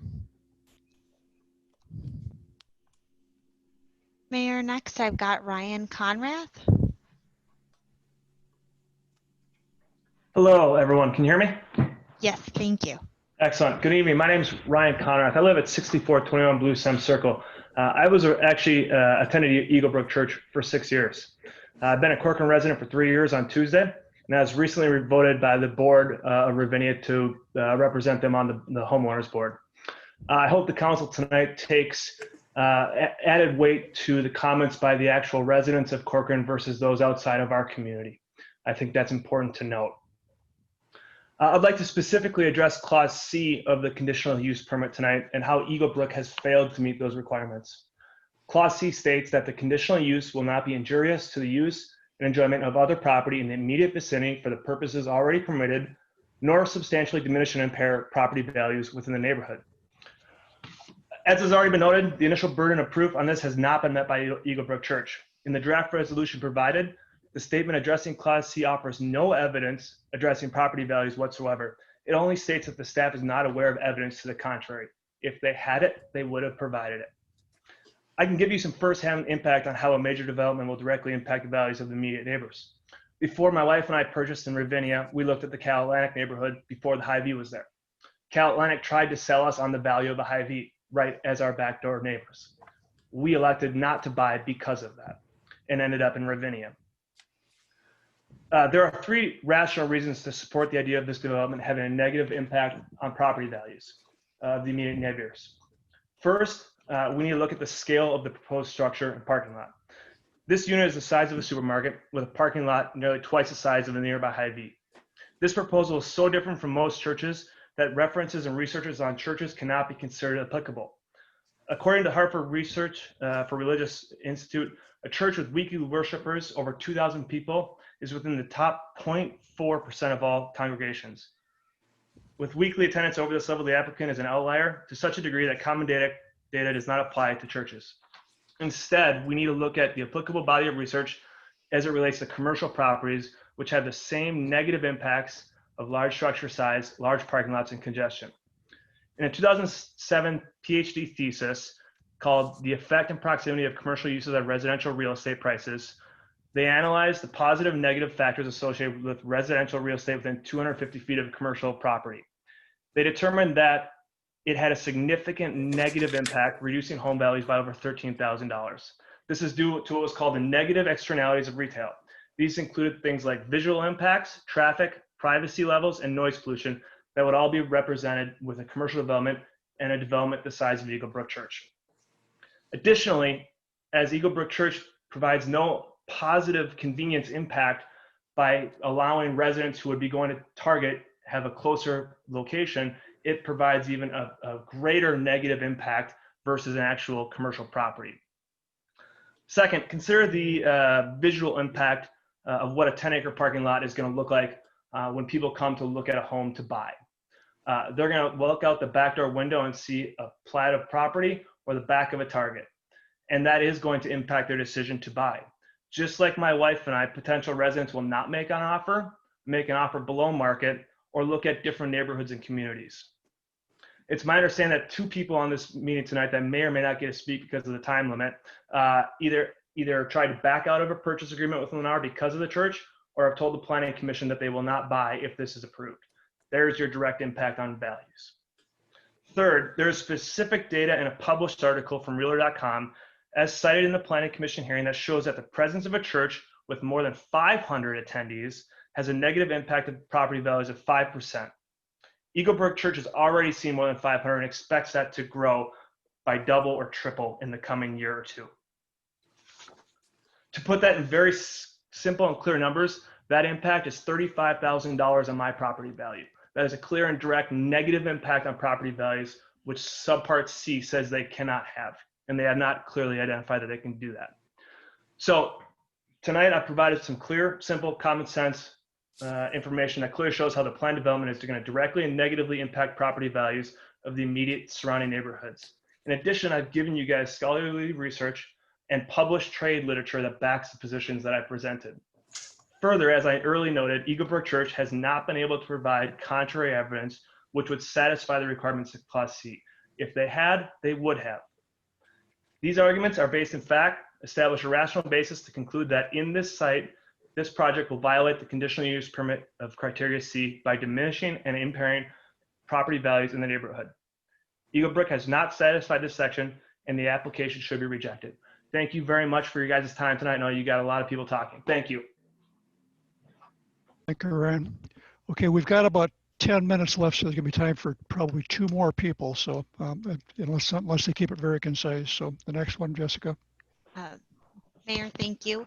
Sarah Jane Nichols, if you could give us your name and address, please. Yes, and I also have some PowerPoint slides, Jessica. Yes. I appreciate it. My name is Sarah Nichols, and I live at 6334 Steeplechase Lane. And I am speaking to how conditional use permit requirements under Part C are not met, which is the same as what Ryan just spoke through.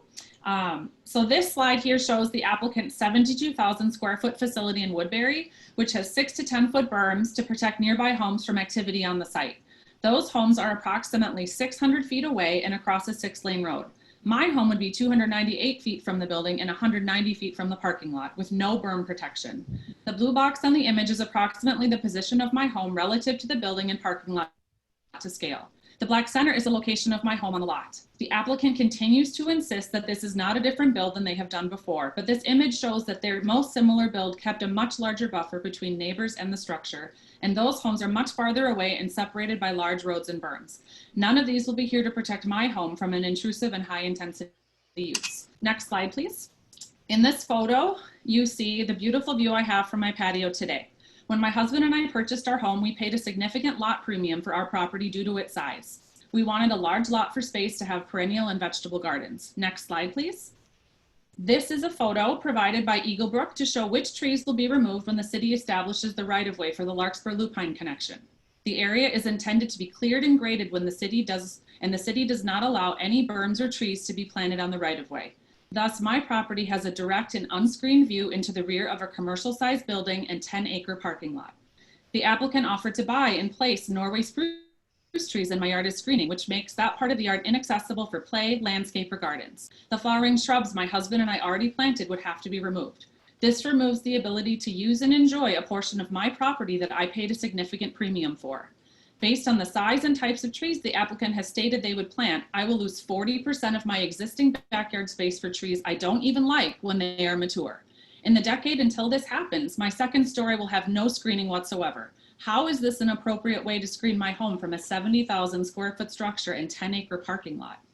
In discussions with the applicant, residents proposed EBC eliminate parking spaces to address privacy and proximity issues, or by wetland credits to shift parking spaces to the opposite end of the site. We were told this is too expensive to do, and the applicant was unwilling to give up more than the 6 parking spaces they eliminated initially. Instead, the only option being presented is for me to give up a significant portion of my own property to have any type of screening. The privacy impact from the proposed structure also extends to activities inside my home. This plan leaves my upper floor windows in full view of the proposed structure due to the lack of screening, especially in winter. No longer are my views what you would expect of a low-density residential neighborhood, but instead are spoiled by views of a parking lot larger than Target or Hy-Vee. This creates a dilemma. If trees are added to my yard, my use of property is impaired by additional screening, taking up 40% of my backyard when it becomes big enough to be effective. If these additional screens are not installed, and while the trees are young, my use of property and the comfort requirements under Part B of the CUP are negatively impacted by not having proper screening. There is not a condition that can resolve this dilemma, which means the best action the city can take is to refuse to grant the permit. While some might differ in their view of this impact, it still violates the CUP requirement. The specific language of the standard is injurious to the use, and the use is something that is determined by the existing property owners. It is important to consider whether the existing property owners feel their use will be negatively impacted, because if they feel the new use is injurious, then it will actually be injurious. My family did not self-select into close proximity to this type of structure. This would not be an issue if the proposed structure were going in next to the farm fields where the use is agriculture. An agricultural use would not be impacted in this way. But here, where the use is close to family homes and outside spaces, the standards are much higher, and this use is a clear violation. This plan is simply much too large and will have too big of an impact for existing residents. There is no evidence or analysis presented in the draft resolutions for approval that addresses use. In my view, that is because the impact of use and enjoyment is so profoundly negative that there cannot be a valid, rational basis to support it. I ask you to please reject the conditional use permit for Eagle Brook Church tonight. Thank you. Thank you, Sarah. Okay, we'll have time for one more person. So Jessica. So we'll, Mayor, will go in the order that we have. Nancy is our next person. Nancy, if you want to go ahead. Yes, can you hear me? Nancy, you want that? She's available. Okay, my name is Nancy Galgano. I live at 19486 Meadowroot Court in the Ravinia development. I too would ask respectfully, Council, that you consider those of us who are Corcoran residents. I am possibly the newest Corcoran resident here, having purchased and moved into my home in July with my husband. My daughter, my son-in-law, and my 5 grandchildren have followed us here to Corcoran. We are thrilled to live here. I have worked nearby. I am a teacher. I am a school administrator. I've given my life to children and to the gospel, as well as I have worked in a Christian school and environment for all these years. So I am in no way opposed to the idea of Eagle Brook Church or its existence, and I'm sure that it is a wonderful community building place. However, my objection to Eagle Brook is not to Eagle Brook per se, but to its location. As the prior person who just spoke so very clearly put, it is not in a good place for such a facility. I think when you take into account that the weekly attendance of over 2,000 people puts this in a very small percent of the type of facility, a church, they are asking to build a structure and parking lot that are outliers. It's 844 parking spaces. The lot, as has been pointed out, is very, very large. The entire facility is just far too large for its location. It has been pointed out that other locations are available, and the city of Corcoran and its residents, many of us here who oppose this location, would open arms welcome Eagle Brook Church into Corcoran. However, the present location is dangerous. It will increase traffic through the neighborhood, endanger my 5 young grandchildren, the oldest of whom is 8 years old at this point. And I ask that you deny this permit for Eagle Brook Church. Thank you. Great. Thank you, Nancy. Okay, at this time, we're going to suspend any further public input, and the council will then deliberate and come up with an answer or not for the. And all of the others was so. Mr. Mayor, would you like to move on to Kendra's presentation then at this point? Yep. So Brad, you've got Kendra's giving a presentation, and then I believe Eagle Brook themselves want to give a short presentation before we discuss things. Okay, Jess will pull up the PowerPoint and then we'll get started. As you know, this is a request for approval of a site plan, a conditional use permit, and a preliminary plat for Eagle Brook Church. And the Planning Commission, there you go, Jess. Next slide. The concept plan was reviewed by the council back in April, and then the request was submitted on this property, which is guided, low density residential and zoned RSF2, which does allow single family homes, and it allows a number of other uses, including residential care facilities, places of worship, greenhouses, and nurseries and schools as conditional use permits. The plat would subdivide the property into a 27-acre lot for the church and retain about a 4.5-acre outlot on the north side of the future Lupine Lane to build a 70,000 square foot church with parking. And the Planning Commission reviewed this in July. The applicant asked that it be tabled to the August meeting, and then the August meeting again asked that it be removed so that the full council could review. So I'm very quickly going to go through the key elements of the request. just for people who have not maybe been at the public hearing and remind the council of where we're at. Next slide. So the Planning Commission did hold the public hearing on July 2nd, and there were a number of people on the line. 17 people spoke.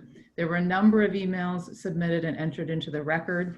All of those were included in the July packet, and in tonight's packet, anything that wasn't in that packet that was received before this packet went out was included in the packet.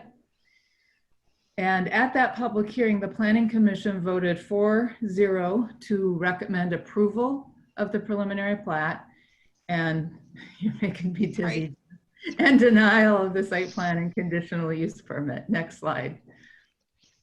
And the Planning Commission provided findings of fact for denial, but in review with the city attorney, they didn't consider conditions to mitigate those findings. So in the staff report, we provided some background, at least to supplement those findings. Next slide. So as I mentioned, after the Planning Commission public hearing on July 2nd, the applicant asked that the item be postponed so that they could meet with residents, and a summary of those meetings was in the packet.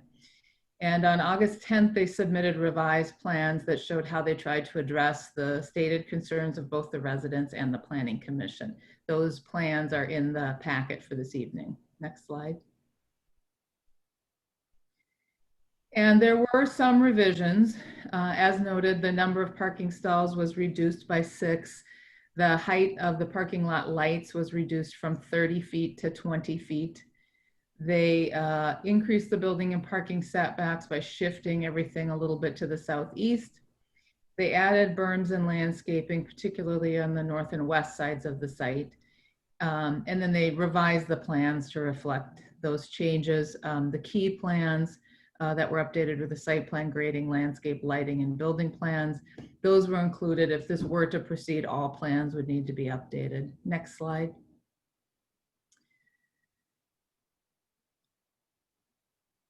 So the July 2nd packet, as you know, was enormous.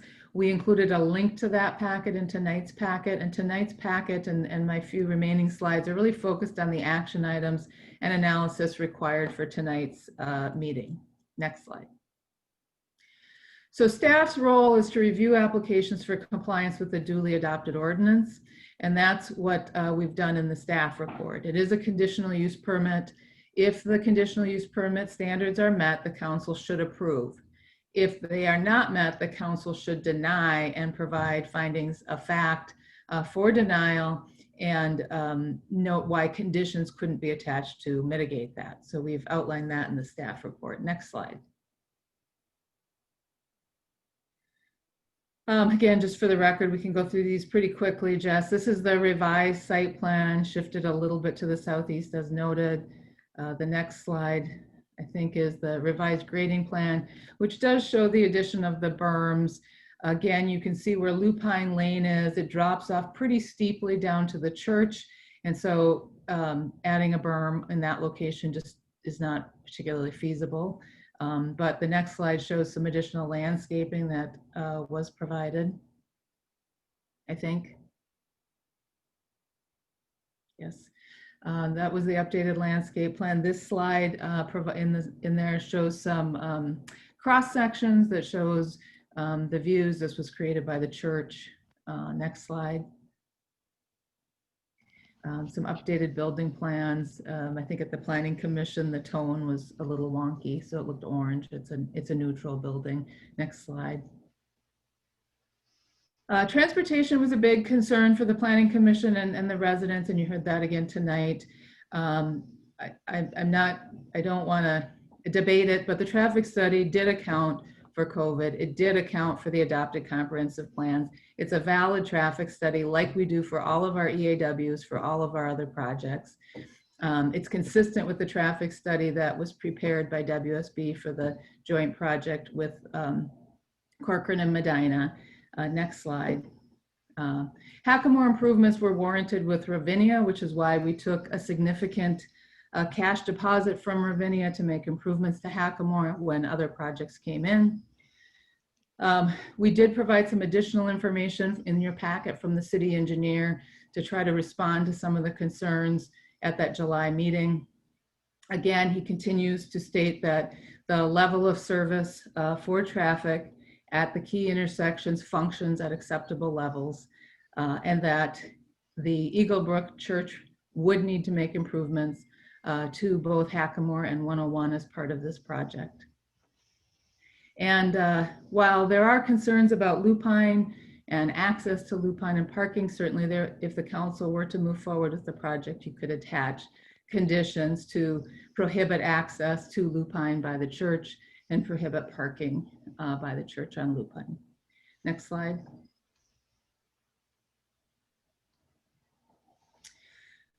Concerns about noise were raised without evidence. There are no outside services or activities planned. Regardless, they would be required to comply with MPCA standards. And the council could certainly attach conditions if they were to approve it that would mitigate noise concerns for the church. Next slide.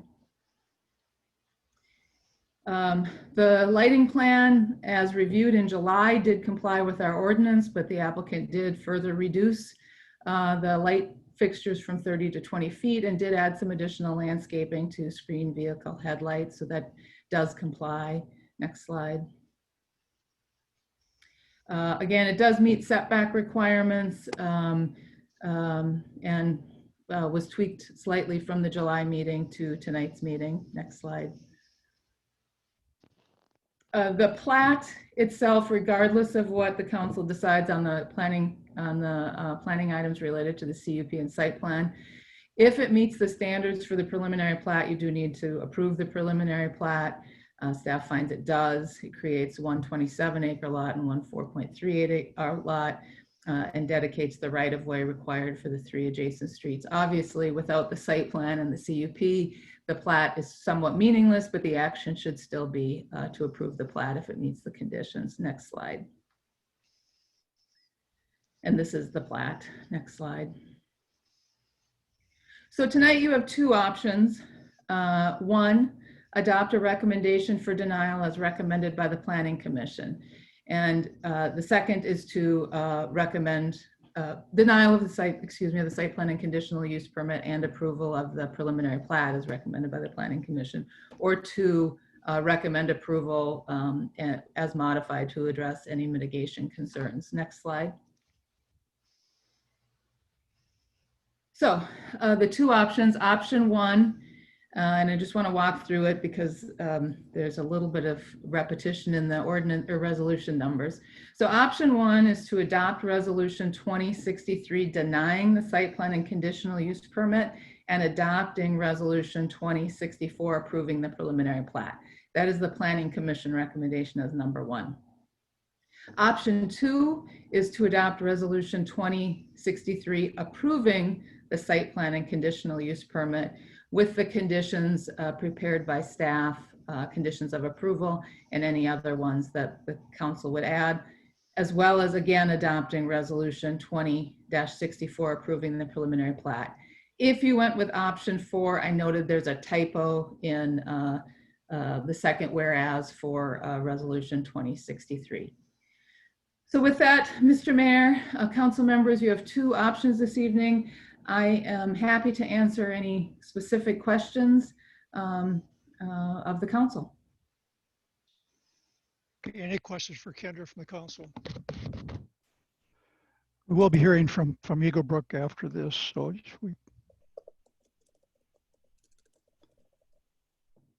okay, no questions from council. Then I do have a question, Mr. Mayor. I'm sorry, what? I do have a question. Okay.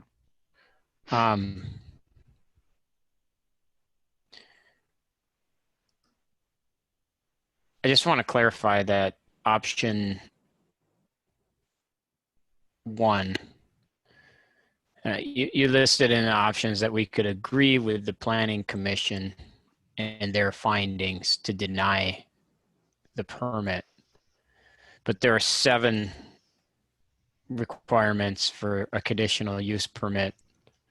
So we could, in theory, disagree with the Planning Commission on their findings, but have another one of those reasons to deny the permit, correct? That's correct. The denial resolution as drafted has 3 specific findings of fact for denial. And I should just note that it's generally the Planning Commission's findings, but we modified them slightly with the city attorney. Okay. But yes, you could modify those findings of fact for denial. I just want to clarify the options before we discuss them. We want to have them all on the table. Yep. All right. Thank you. Anything else for clarification, questions? Yeah, Mr. Mayor, I was wondering the status of the right-of-way through Lupine. Is there going to be what will be the condition of that proposed or that right-of-way road if the construction goes through? Yeah, Mr. Mayor, Council Member Anderson, if the project were approved and the right-of-way were dedicated, the city would require the water main to be looped through there. So that road would be graded, the utilities installed in that road right-of-way, but it would not be paved. So it would look like sort of a raised grass trail until such time as Outlot A were developed or the city decided we needed to make the actual road connection. And what would that look like if you were living in Ravinia? With there's some trees, there's the end of road partition there, roadblock. What would happen there? Trees would be removed? Trees would be removed because the road bed would be graded. Okay. And the utilities installed, but those future road signs would remain because obviously the road itself wouldn't be built. Be there. Okay, thank you. Anything else? Okay, I guess at this time we'll get a short presentation from staff at Eagle Brook. I believe Jason Strand will start with Eagle Brook. And he has a few on his team that he can... Everyone, thanks for allowing us to speak today. Mr. Mayor, City Council, City staff, and general public, thank you for the opportunity to just share why Eagle Brook Church would love to be a part of Corcoran. I've shared this with groups of you at times, but I grew up in the Medina Corcoran area, and so I have a heart for it. I want you to know that we would love to serve this community. We were drawn to it because of its proximity to Wayzata High School, but also what the Medina Corcoran area represents and who the people there are. Some of what you've heard tonight is there's obviously some residents who oppose us being a part of the Corcoran community, but I also want you to know that there's many who approve. In fact, I had access to the Ravinia and Wild Meadows neighborhood pages on Facebook. These are 2 neighborhoods that are adjacent that are the most affected by this. And I just wanted to read you a few quotes. Most of these are people who explicitly state that they don't go to our church. So they don't it's not like a specific reason for wanting us to be there. But one person says this, he said, I'd rather see a church, even a big one, than houses there. I don't think this is outside the fit of the area. Another person writes, I agree, one of the better options for traffic adds nothing substantial to weekday traffic. Another person says, upside here is minimal weekday traffic, better than any kind of subdivision or homes. Another says, building will be a nice asset for voting, meetings, etc. Another person says, happy it isn't more homes. Perspective is everything. Traffic could be much worse. Glad to hear they're leaving 60% green space. Another person says, plan looks great. Not sure how an overwhelmed school district already could handle more homes. And another person says that those who oppose are a loud minority, not serving the 6,000 residents of Corcoran. They say it pains to see old things disappear, but that is life and law. So as you can see, there's many who believe that Eagle Brook Church would not be detrimental to the environment of Corcoran and to even the neighborhoods that are the most affected, but would actually be a great benefit. And so we truly believe that that's the case, that we are the best case scenario for these neighbors. For one, we're quiet. We have minimal traffic throughout the week. There's about 10 people who are going to be at that building for rush hour traffic. And on the weekends, the traffic that we do have is tightly managed by police officers and is for a very small percentage of time. We're also maintaining, as you've heard, a large amount of green space on our campus. In fact, the project site consists of 32.45 acres and only 10.68 is being proposed as impervious surface, which is buildings and parking lot. The proposed project is maintaining 21.77 acres of pervious surface. So this is landscaped green space that we believe is going to be a great gateway into the city of Corcoran. I would just add that our city, or our church rather, helps marriages and families. We provide a positive environment for youth. We teach kids values. We have programs for addiction recovery, divorce care. We really believe that the families of this community will be healthier as a result of our church being there. And not to mention the people of our church who might come to Corcoran, who afterwards would want to go out to eat and they would want to get gas, and it would add an economic benefit to the community of Corcoran and to local businesses. Now, I've heard some talk about home values and the fear of that. There's several different studies that have been done on home values in churches. We conducted our own with the Woodbury campus. It was great to see someone earlier mention that this Woodbury campus is probably the most similar to the site that we're proposing in Corcoran. And based upon that study, we found that home values have not decreased at all. In fact, actually, in some cases, they have increased. And the reason is that there are young families that will want to move to Corcoran who are drawn to having a church like ours nearby and may choose a neighborhood like that because we are there. We also believe that the resale value for many who live further out in Corcoran, this is an important decision for them, as the people who are buying it from us are getting a great price. And we hope that for those of you that have acreage that may one day want to sell that, that would be a positive development for you as well to set that benchmark. In a city developing like Corcoran, we understand that there's going to be growing pains. Our sellers, as you heard Catherine earlier from Corcoran, she's not in our sellers, but she was another resident, they didn't realize a large neighborhood was going up behind them. They were not allowed to make an informed decision if they wanted to build a house with a neighborhood like that behind them. The neighborhood moved in after they did. And we understand that same dynamic is happening to some of these neighbors now, the same ones who moved in, and that's hard. Change is hard, we understand that, and we've worked as hard as we can throughout this process to meet some of those concerns and do the best we can to really create something that would be agreed upon by most of the neighbors. And so when we met with 4 neighbors from the Ravinia neighborhood, they outlined 4 concerns for us. And these 4 concerns were, you could have 100 different things that are bothering you, but we really said, just narrow it down for us. And the 4 that they said were traffic, berms, trees, and coverage. Number 3 was Outlot A and its development, and number 4 was our west parking lot. And so since those meetings, as you saw in the plan outlined by Kendra, we have significantly changed our plans. I would want you to know that those changes that you see represented on those diagrams represent about $100,000 or more. That's 6 figures of money that we've put in to this. And so that's not just empty words on our part. We've really tried to make a significant statement to do the best we can. So let me just outline those 4 areas. The first one is traffic. And we've met with police departments from Corcoran, Medina, Plymouth, and Maple Grove. And all of those departments have agreed to work together to help mitigate traffic to the surrounding neighborhoods. They've also stated that they're very confident in the plan of off-site traffic and on-site traffic and are dedicated to work with us if an escalation plan is needed. We've also stated, as you saw, that we're willing to contribute to the improvements on Hackamore and 101 to make that better, not just for people who attend our church, but for every resident of Corcoran as well. We've done several traffic studies, both of which were independent traffic studies. One was paid for by us, one was put on by Corcoran and Medina, both of which were conducted by professional organizations, and both studies came out positive for our church. The second one was berms and trees. We've added 375 trees and shrubs. We've put close to $75,000 into berms to provide greater coverage between our building and the Ravinia neighborhood.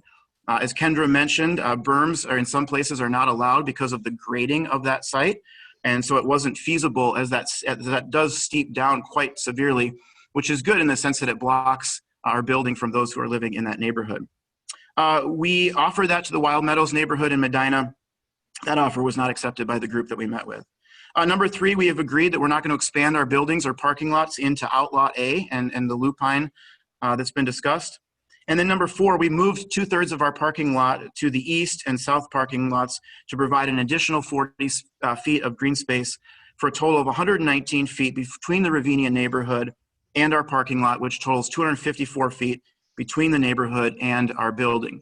We would have done more of that if we could, but there was a wetland there. And as you heard about in the EAW conversation, we wanted to be as respectful to the land as we possibly could be. We've also met with neighbors who live in Medina who are not in the city of Corcoran. And as was mentioned earlier by Mr. Dovenberg, some other sites were shown to us. And I would agree with Mr. Dovenberg that those were very cordial conversations and definitely enjoyed his help and appreciated his help. But for several reasons, those properties did not work out for us. We were very open to trying, but a couple of things we said throughout the whole process is that we're very committed to the 5 families that have agreed to sell to us. We've given them our word, and we feel like that was important that we move forward with them and not without them. At one of the sites that we looked at, we were told that we could have it like that it was for sale right now. And when we called the next day, that did not prove to be the case. We were also told that there was utilities in close proximity, and that also proved not to be the case. At another piece of land, which was out of our price range, we were told that there might be investors willing to work with us on a large parcel of land, but there wasn't a guarantee, and that felt like a risk to us for multiple different reasons. So we've spent an incredible amount of time and resources on the current site. We have extended it beyond our timeline on several different occasions and been told multiple times that we've been extremely flexible and easy to work with every step of the way. We really believe that we've met every conditional use of the code and that we will enhance the general public and not be detrimental to it in any way. Now, I'd be the first one to admit that we've made some mistakes, and I'm really grateful for the feedback from neighborhood residents and others, and we've learned from that. I think our site and our plan is much better as a result. But at this point, we believe that we have a buyer and a seller, and we believe that there's no legal reason for the city council to vote against Eagle Brook Church being at this location.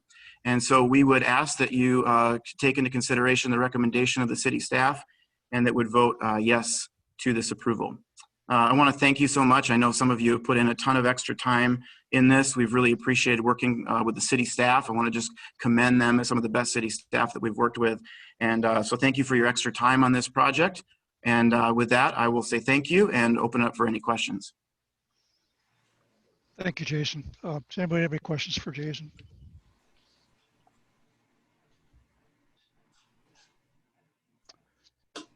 Okay, hearing none, we'll move on. Again, thanks, Jason, for your recap of everything. Appreciate it. Thank you, Jason. Okay, so it's time to figure out what we're going to do here, folks. I'll start out, and I think we can everybody kind of go around and give their opinion and what they're thinking. Before we start, can Jessica take her screen off of? It'll distract. Yeah, so we can look straight ahead instead of to the side. Sure. There you go. Thank you. Well, look us in the eyeball, huh, John? Yeah, I guess I've been looking at this. Obviously, we all have. We spent a lot of time on it. We've talked to a lot of people. There's a lot of varying views on it. To a large extent, I've gotten an education on some of the options and what our options are on CUP, and not sure I agree with most of what I'm being told on it, but some of it I know is true. And I guess my thing is the meetings between applicants and residents. It just looks to me like there's really no way to reconcile the concerns of both the people and of Eagle Brook. There's just not a common ground here. We're gonna come together on a win-win situation. And specifically in light of the proposal and the traffic study submitted by the residents, I believe that there's no way to mitigate the traffic impact as to not affect the character of the neighborhood. And therefore I support the Planning Commission's recommendation to deny the application. Having said that, I would like to see Eagle Brook in Corcoran. I think there are some spots that could be worked out for them, but I think this is not the one. And again, because it does affect the character of the neighborhood. So I guess we can go around and everybody else can make their comments.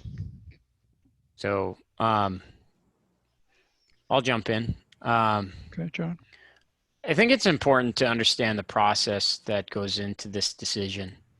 We all have received, 200 emails.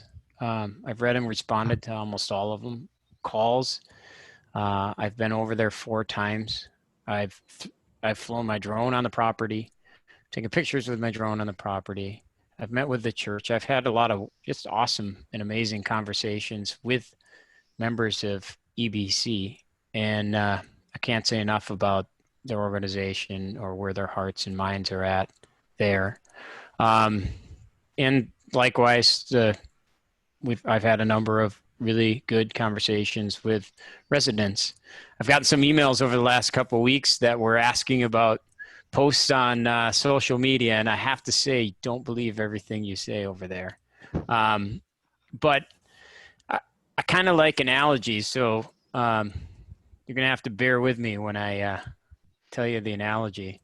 My mom and dad had a waterbed growing up, and my little sister Becky would try to sneak in and sleep with them. And if she tried to get on the waterbed, it would always create waves and move my mom and dad around. So they wake up and tell her to go back in her room. No matter how she tried to get on the waterbed, my mom and dad could find out, because there just literally wasn't a way to climb on that waterbed without making waves. So I liken that to the situation at hand. And I just don't think there's a way to shoehorn the building and the parking lot onto that property without impacting the residents in a profound way, including what the Planning Commission found out, and also the enjoyment and of other property in the immediate vicinity, and substantially diminish and impair property values within the neighborhood. And for those reasons, I would recommend denying the permit. Okay, thank you, John. Who else wants to step up?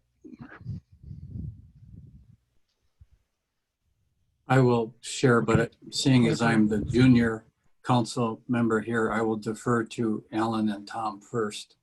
So. You're so polite, Ryan. Thank you. I'm going to keep my comments short. I just want to thank all the people that have provided input on this, both for and against. We had many cordial conversations, some not so cordial, but I appreciate your passion for this issue. Long after this issue has been settled, I hope you stay passionate within the city of Corcoran and provide input in future meetings. We definitely need public input. But I'm not going to speak too much to this situation. My comments at the sketch plan were pretty neutral with regards to this. I don't think it's the best spot for it as well. So with that, I'll yield to Tom or Brian. Thank you, Alan. I'll yield to you, Tom. All right. Yeah, this has been a pretty interesting process as a person who doesn't handle disagreement well. It's been pretty challenging for sure. I have to say it seems like a very odd location. Just kind of a bad fit geographically. I think that the Corcoran would be happier, that the residents of the housing of Ravinia would be happier, and I think that in the end, Eagle Brook would be happier at a different location in Corcoran. That's fine, but I believe they've basically met the requirements for the conditional use permit. Okay, Tom. Brian? Well, I have great empathy for Eagle Brook. 20 years ago, our congregation was going through a very similar thing. And so I certainly have an experience that I can identify with what the church is experiencing. I believe that as a council member, there are not only objective reasons to either accept or deny applications, there are also subjective reasons. Those are a little bit difficult and more difficult to quantify and explain. But I think one of the responsibilities that I sense as a council member is to adjudicate in such a way as to not cause an island of ill will in our community. And I believe everyone in our community needs to have a voice.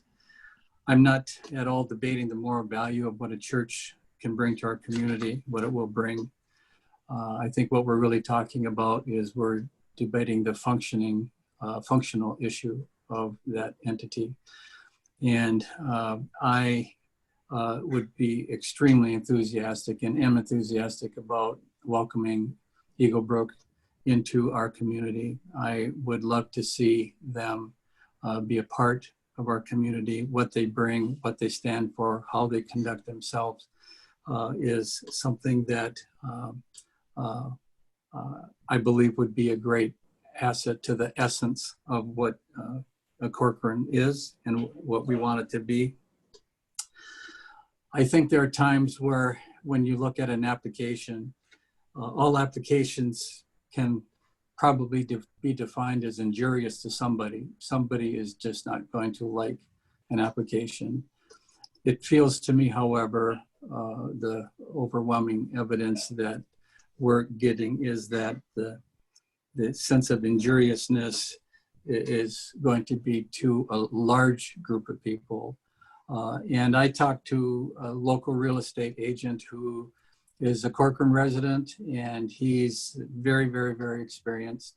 And he basically is the boots on the ground kind of person. And his response when asked what would be the effect on property values, because I mean, I received the paper written in 2006, the thesis and so forth. But that was from another state, another part of the country, and I'm actually not sure how relevant that is to our situation here. So I wanted to get something more from a real estate agent who has himself sold over 6,000 houses during the course of his career. And he basically said, if a person's property is classified as touching or hearing or seeing a facility of this scope and this magnitude, the property values will be adversely affected. As much as I want to see the church here, I also have a responsibility to those owners of that property. I believe the process has been fair. It's been lengthy. It's been very time consuming. At the end of the day, I felt like I needed to answer the question. Just because something is allowable, does that mean it should receive an entitlement or a right to be there? And at the end of the day, I felt like the question that needed to be answered was, does it actually fit? Or is it out of place? And I am very committed to hopefully continuing to work with Eagle Brook to find the right place and the right location for them. I would celebrate the day that we could attend a dedication service in a new facility here in Corcoran. I just feel their product is incredibly wonderful. I've watched a number of their services. I get very inspired by Jason speaking, the music. I'm very inspired by them. Welcome them into our community. In my gut, I just feel it's the wrong location. And sometimes I think, in spite of the fact that a lot of our decisions need to be based on objective reasons, there is an intuitive part of us that also needs to, which is part of our makeup. And I think I've been extremely conflicted in this whole application, extremely conflicted. I've had sleepless nights over it. And when I've been awake, I've tried to ask my Father in heaven, give me some help here, give me some insights. At the end of the day, I believe there is a better site. 20 years ago, there was a better site for us. And I believe there's a better site for Eagle Brook. And that's really hard for me to say because it feels like I'm saying no, which I am to this site, but I'm not saying no to them in our community. And I would really love to have them here. But I do not believe that this site is in the best interest of the majority of the residents in Ravinia, Hackamore, even to the south of Hackamore, and even to the west on Hackamore. And so I very reluctantly would say no to this application, but I would also very enthusiastically welcome if they can recover from the shock of this decision, I would very enthusiastically desire to work with them to try and find them a home here in Corcoran. Thank you, Brian. Okay, at this time, let's move forward with a motion. I would entertain a motion to adopt resolution 2020-63 denying the application as recommended by the Planning Commission based on the fact that, among others, that there's no way to mitigate the traffic impact so as not to affect the carrier. Mr. Mayor, just one item. I believe just one amendment, as Kendra mentioned talked about in her presentation. Under the second whereas, it just, oh, I'm sorry, this one's right. Never mind. Sorry, Kendra. Are we good? And Mayor and Council. Okay. Do we have a motion? So moved. Second, Schultz. Okay. Any further discussion? All in favor of the resolution to deny, signify by saying aye. Thomas, aye.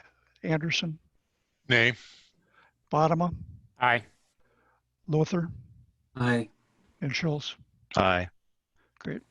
Thank you for all the work you've done on this council, and thank you for staff for the great work they've put in on it. And I certainly echo Brian's thoughts and feelings on I hope that Eagle Brook does continue to work with Corcoran and we find some other locations for them, which I'm confident that we can, and I would support that strongly.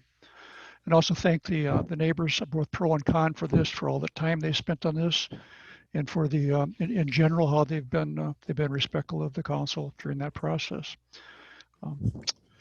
Okay, at this time, why don't we take about a 5-minute break just so everybody can just. We do have to take action on the preliminary plat. Okay. Which is resolution 2020-64. Okay, and my understanding is that because they are meeting the conditions of the primary plat, we have to approve the final plat. Okay, I entertain a motion to accept resolution 2020-64 as presented. So moved. Second. Any discussion? All in favor, signify by saying aye. Thomas, aye. Anderson. Aye. Bodema. Aye. Lothar. Aye. And Schultz. Aye. Okay, thank you. Thanks, Brad and Kendra, for getting us back on track. Now we will take just a 5-minute break. We'll reconvene at 9:30 and go to the next.